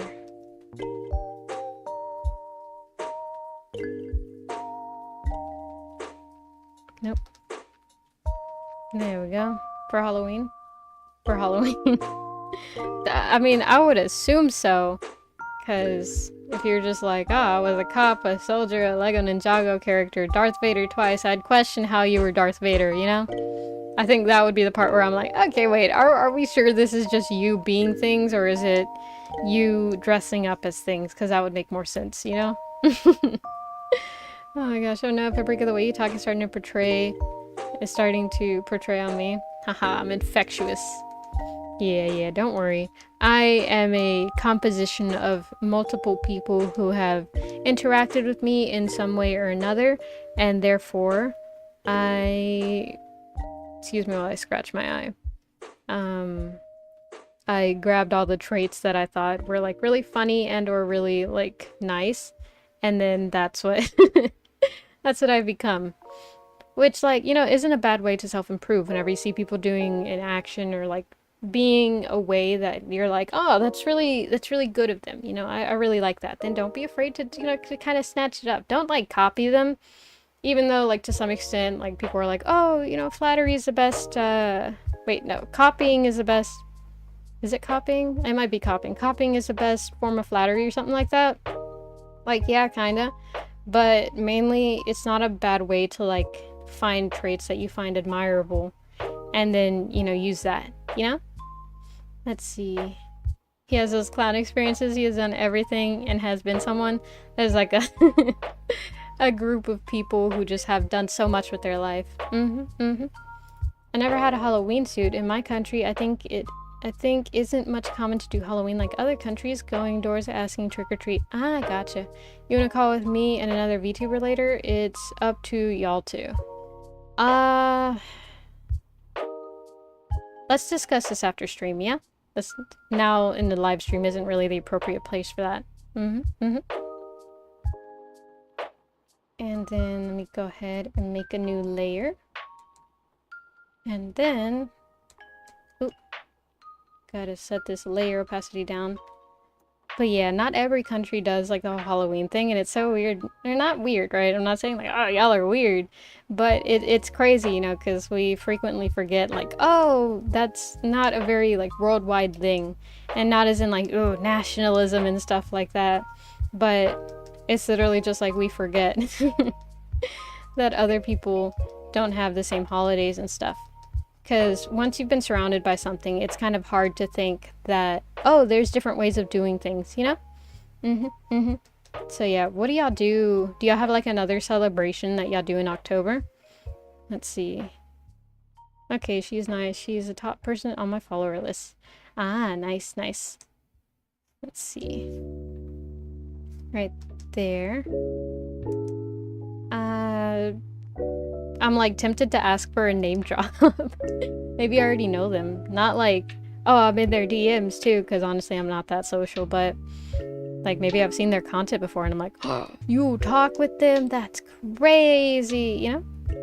I'm curious. You have my interest piqued. I don't know if it happens in my country, but at the moment don't see anything happening yet. Only a birthday party that happened a few years ago. Ah, gotcha, gotcha. Yeah.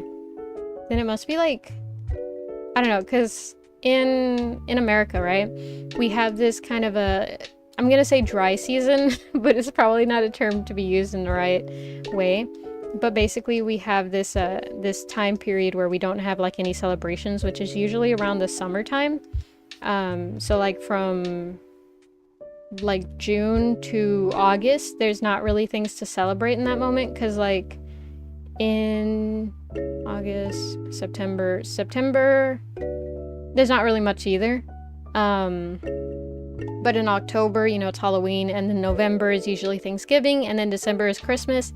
Then after that, January is just like, I don't know, New Year's, I guess. And then February is Valentine's Day.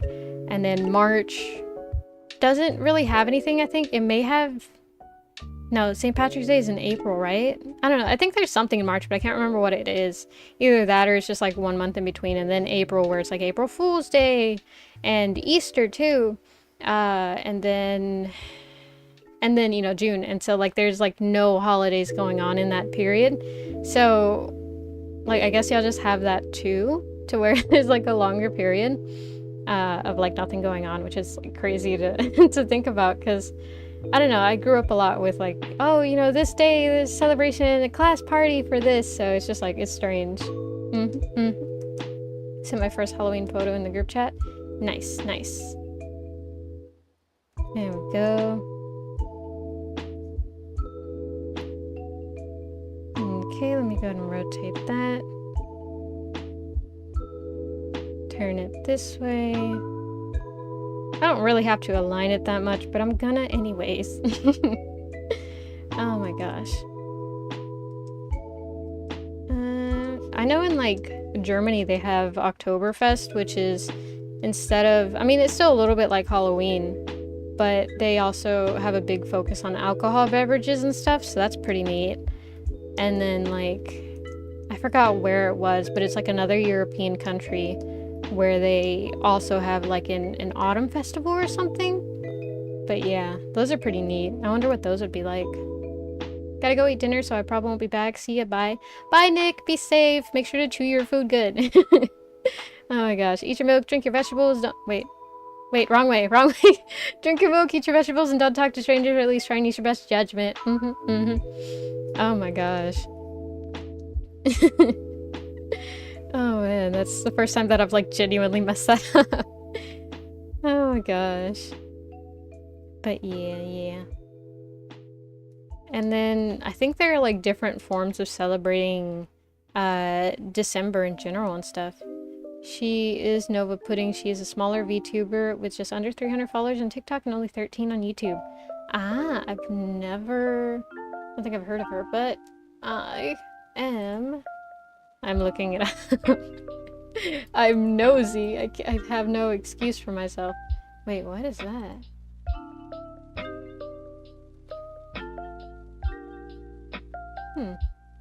Okay, that was weird. I went on to my For You page. Not For You page, the recommended section of YouTube. And there was a live stream that I was like, wait, what am I looking at? And I kind of recognized it. Oh my god. Just remembered a whole story that I can't tell on stream. But, very crazy.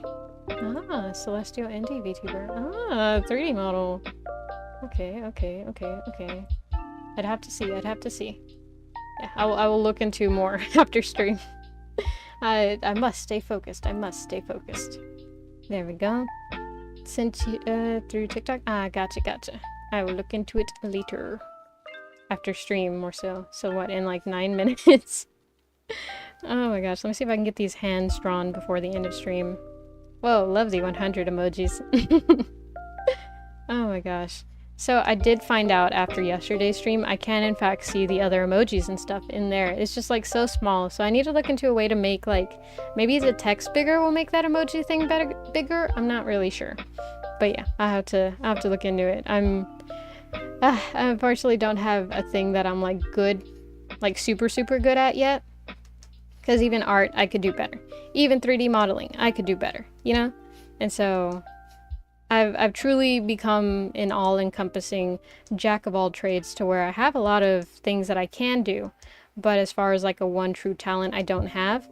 But actually, the jack of all trades thing where it's like, oh, you know, it's better to be like a, what's it called, a one-trick pony instead of a jack of all trades, to be good at one but not like normal at some, or something like that, right? Let me just look at because like it's so cool. There's like the ending of it that's like, oh, it's actually better to be the jack of all trades. Let's see, jack of all, I'm like typing with my left hand only.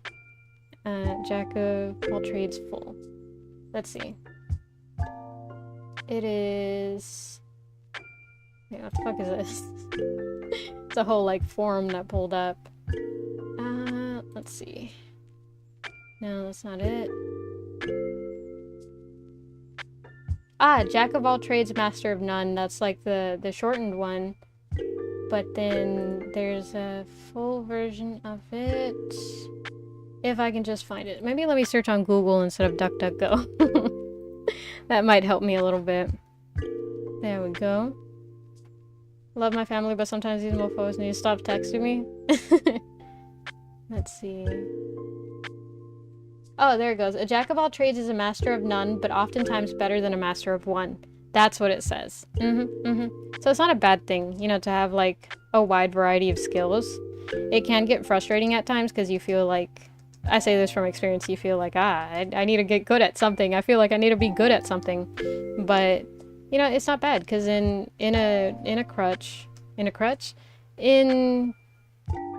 like a clutch side of faction, what am I trying to say? Like sometimes you can be very handy to a team who like just needs a person to not really do something super duper well, not be the best at it, but rather just to be able to do it, you know?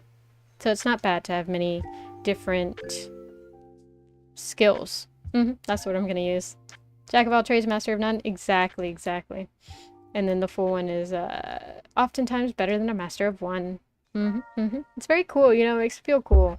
Because that's like, I think that's the closest I'll be to like that one side character that has like the hidden talent that they're actually like, whoa, they're super strong and stuff, and they were just like hidden behind the mask of like this comedy relief character, you know? It's very neat, very neat.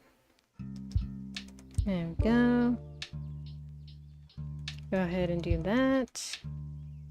I left a little bone in it, so it's kind of like the Among Us thing. You know, I was gonna redraw it, but now that I'm really thinking about it and being kind of big brain, I'm just gonna I'm just gonna copy and paste it. Keep original image and then flip horizontally and then move this way and align it as best of my ability, because now I see that the artist did not do that, which good for them. That's very good. But I'm not gonna do that. There we go. Yeah, okay. Yeah, I think that's pretty good. It's not exactly aligned, but that's not the intention here. It means you're not a one-trick pony. Exactly. You're not just constrained to just like one talent. You rather have a multitude of things that you can do. Maybe not the best at, but you know, still more than one thing. Which does come in handy. There we go. Yeah, I think sometimes I forget that like I'm even useful to myself, because I'm like, oh, I want to get into this one thing, but I don't know how to do it, and then I can just like learn it. And yeah, maybe I'm not that best, but you know, I can still learn it, and I can still like be decent at it, you know, because I'm not a video editor. I don't claim to be, and I'd never studied appropriate things to like actually be a video editor. But I would like to say that I'm like decent at editing videos. Am I the best? Absolutely not. But am I pretty good? I'm gonna say yeah. I'm pretty confident about that.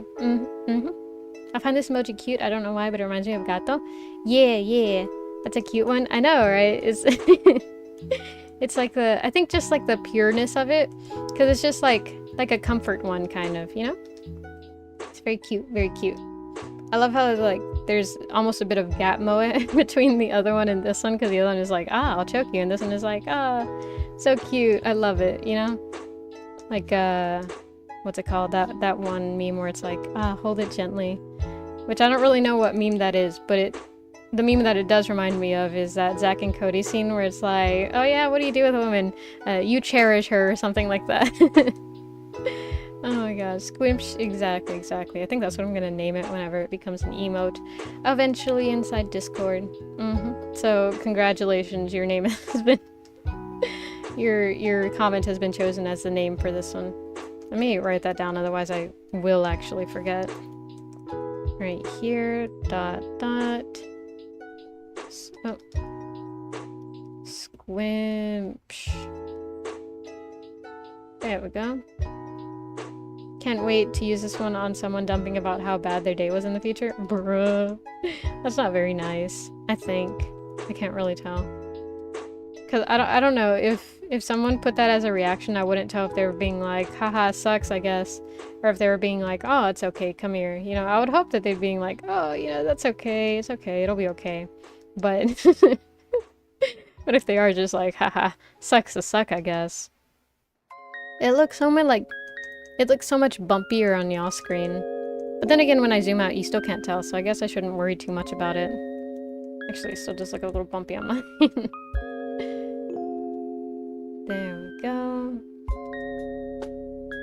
Alright, there. And then I think I'm also going to be lazy on this one and flip it. Actually, let me go ahead and draw the eyebrow while I'm doing that.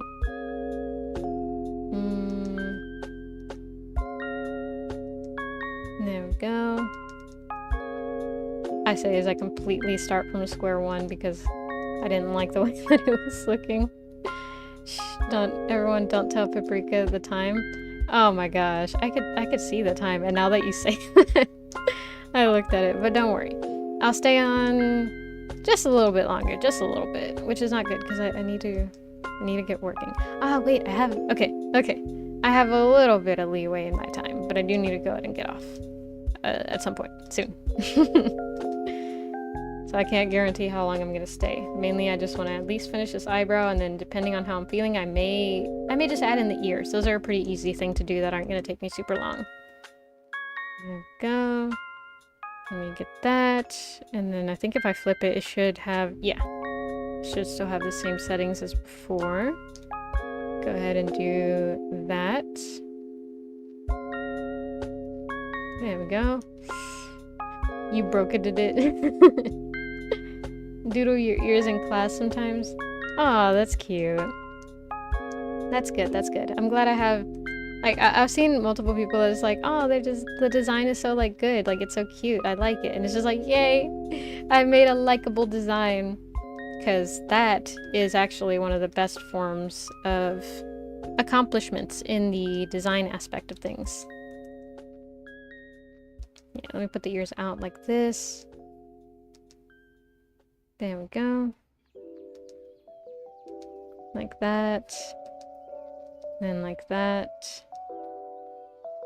There we go, and then I'll piece it together to the actual head.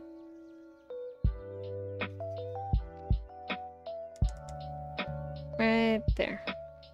There we go. Yay, midnight. Oh my gosh. Can't wait till I can doodle my model. Yeah. I think an important thing to note about models is making sure they're fan artable. That's not a word, but I'm gonna say it is. Because if I say it with enough confidence, then people will just acknowledge that, yeah, that's a word. Sure, that's a word. But yeah, if you can very easily doodle your character, then you've made a good recognizable character. Another way you can do that is also look at your silhouette. I will say my silhouette is kind of unique, but not super duper unique. So I do have, you know, still some way to go before I can say like, oh, Paprika is like the best designed character, because no. Or at least not the most recognizable character. But I will say, if you have gotten a mysterious letter, and if you know what I'm talking about, then you know. But the little doodle, you know, like it's literally just like a bean and then a smiley face, you know? And then let me do that. And then I do like essentially a mustache right here. And then like that. And then the two little things. And I've made a drawing video about it too. And the fact that I'm able to do that, the fact that I'm able to like, look, this is how you draw it. And it actually kind of like looks like it. It means that, you know, I did relatively well. You know. And then that. Well, kind of more like that. For the little ponytail in the back. And then, boom, the ears. Like the fact that I'm able to do that. And then you're like, it's Paprika! You know, then it means like, okay. Like a quick doodle of it. You know, if you time that, that was probably like maybe 3 minutes. I don't really think it was 3 minutes, but around that time. If you can doodle it very fast and not in like a very specific way to where like, it's like those mangaka artists who are able to draw the character that they've drawn for the entire season. When it's a loose doodle and it still looks like it, then you've designed a character well. Let's see, my character is unique but not unique at the same time. Yeah. Yours has like the gas mask, right? It's like, yeah, because it has like non-facial features or non-features that like you can't really say that it does, rather just like a thing that they have. Like for example, that character from Durarara, I want to say. I think it's Durarara. But it's that like that one show. I don't even know what it's about. I think I watched like 2 episodes of it. But it has that one character who has like a bicycle helmet on, and she actually has like a smoke head or something like that. Like that's unique, but I have to specify like, oh yeah, you know, she's that one character from that one anime and she has this, and then people will know what I talk about. But if I just say, oh, the character with the motorcycle helmet, they won't really know what I'm talking about. So those can be kind of tricky to design. And I think, personally, I think they're always destined to be like a niche design, to where people will only recognize them if they know the game and if it's popular enough, and even then if it's a specific enough object that they wear to obscure. Thanks, I'm gonna doodle that a lot in class now. Oh, her, she's hot? Yeah. She got the curves for days. There we go. And then like that. Okay, I'm just gonna do the smile, then and the dots, and then I'm getting off, because the hair would be too much of a commitment. Right there, something like that. Stick in that line a little bit. Yeah, because my stomach started growling, and that's when you know that I gotta go. Once my stomach starts growling. Maybe one day y'all hear it, but honestly I think my mic settings are pretty good to where luckily you can't hear it. remembered me, Kip Batowski, but I don't know how to write the name. I know exactly who you're talking about, though. Yeah, the little, like, weird bean sprout guy. He wasn't a bean sprout, but, like, his body shape was like a bean sprout. It's like he had a head, and then the helmet, and that had, like, a racing stripe on it. It was gonna be, like, very, very badly drawn. But, yeah, he kind of looked like that, and he had, like, these weird, like, arms. This is very bad. But his legs would go something like that. Yeah, I know exactly who you're talking about. I just cannot depict them. Oh my gosh. There we go. Yeah, and he rode like a bike, right? I assume they were supposed to, like, it was inspired off of, like, oh, look, like a dirt bike racing and stuff. But I think it was just a bike because he was a kid. Which makes sense, you know? I'm gonna wait for you to eat for 2 hours. I mean, listen, I gotta enjoy my meal. And water her plants for 4 hours. Yeah, I actually do have to water the plants tonight. Oh yeah, can't forget the plants. Yeah, you know, they gotta eat too. But connected. Let's see. Oh, are y'all back? Send a 100 in the chat when you're back if you sit down for a bit. Oh, you added the ears? I did. But, whatchamacallit? What was I talking about? Oh, yeah. So my dad says, like, the plants will die if I water them, like, sometime after 8:30, because then that's when the sun gets out. 99, I'm getting little spikes. Ah, gotcha. Very clever. I didn't think about that. But, so I have to get up sometimes before 8:30 to water the plants in the morning, which I'm sad to say, because I would like to be a morning person, because then I feel like I get more out of my day. But I'm not a morning person. Not that I'm, like, angry in the morning, much rather I cannot get out of bed that early. And so I can't do that. So the other option is to water them at night. And the thing is, it gets dark at night, and I'm afraid of the dark. And I'm afraid of seeing something in the dark, because I don't think I could outrun whatever I would see in the dark. So I gotta wait for my dad to get home, and my dad gets home, like, pretty late sometimes. So I'm too scared to go outside. Oh my gosh, it sucks being afraid of the dark sometimes. Let's see. When you're going to eat, it's time for bed for me. Yeah, like, I'm not gonna lie, I eat pretty late, because I feel like the ideal time, wherever you may live, to eat would be usually around, like, 7 to 8 p.m. I don't eat around 7 to 8 p.m. Not really because, like, oh, it's 7 to 8 p.m. I can't be caught slacking. You know, I'm not gonna be like every other person. I'm gonna eat later.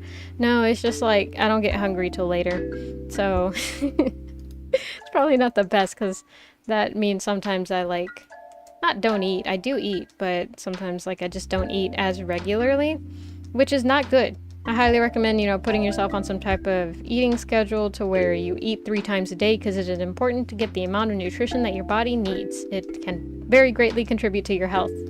But I struggle with it. I'm not gonna lie, I struggle with it.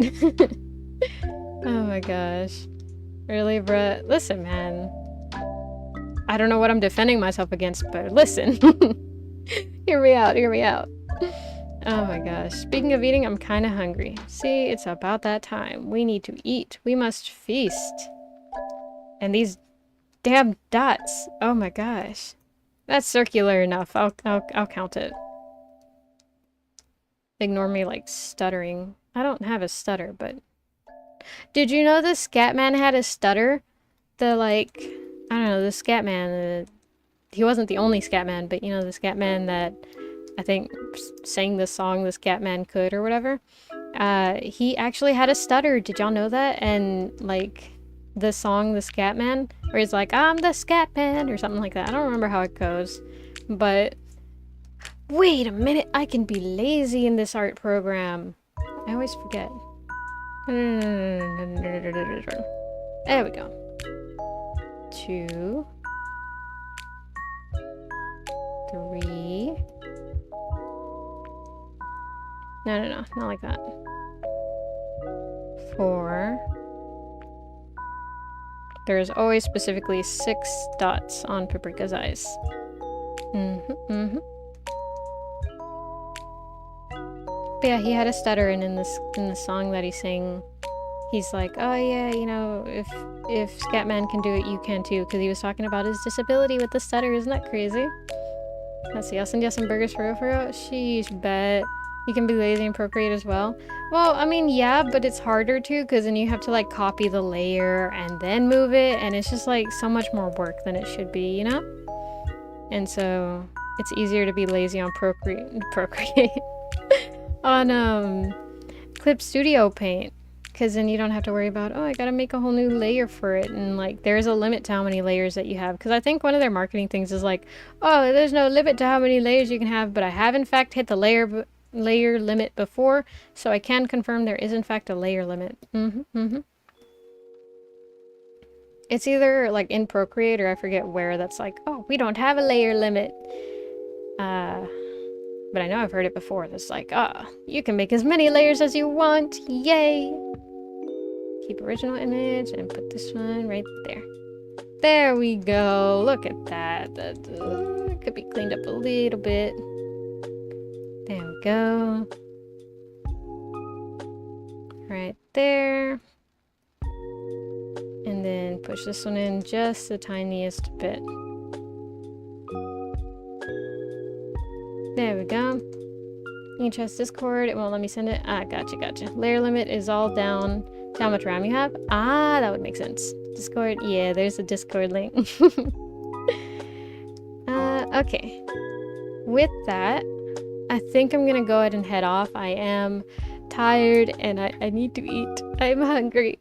Okay. So let me go ahead and go... where is it? Not in stream, but right there. And then... go here, turn this off, and then turn that on. There we go, back to normal. Alright, with that, I'm gonna go ahead and leave y'all here. I will see y'all tomorrow, twice, because I'm gonna have 2 streams tomorrow. One from 1 p.m. to 4 p.m. for The Binding of Isaac, which honestly, I don't have any knowledge about the game. I think I've seen it played like maybe 1 time or 2 times, but never in a stream that I stayed for, or never in a video that I really watched. More so to put on for background noise and stuff. So I'm excited for that. I don't know what to expect, so hopefully hopefully I'm able to play it good. I don't really know. I think is it a platformer? Is it a puzzle game? I don't even know. It's just the art of it looks a little scary. That's what I will say, because that's all I know. So yeah, that's from 1 to 4, and then after that, from 6 to 9, I will be collabing with It's Brundon, and we will be playing One Armed Cook, so a bunch of shenaniganery, you know what I mean, a bunch of shenanigans and stuff. I don't know if any of us can cook, but I can't say that I can't cook, so we'll see what happens there, yeah? Oh my gosh. Talk to you later if you're down. Okay, good night. Bye everybody, thank you for your stream. Hope you get some rest. Thank you. Hope you get some rest too. Make sure to drink your milk, eat your vegetables, and don't talk to strangers, or at least don't talk to strangers, or at least try and use your best judgment, and I will see y'all tomorrow, okay? I think I just dropped something. Okay, bye y'all. Be safe. Bye. Oh my gosh. What did I drop this time? Hope it wasn't anything important.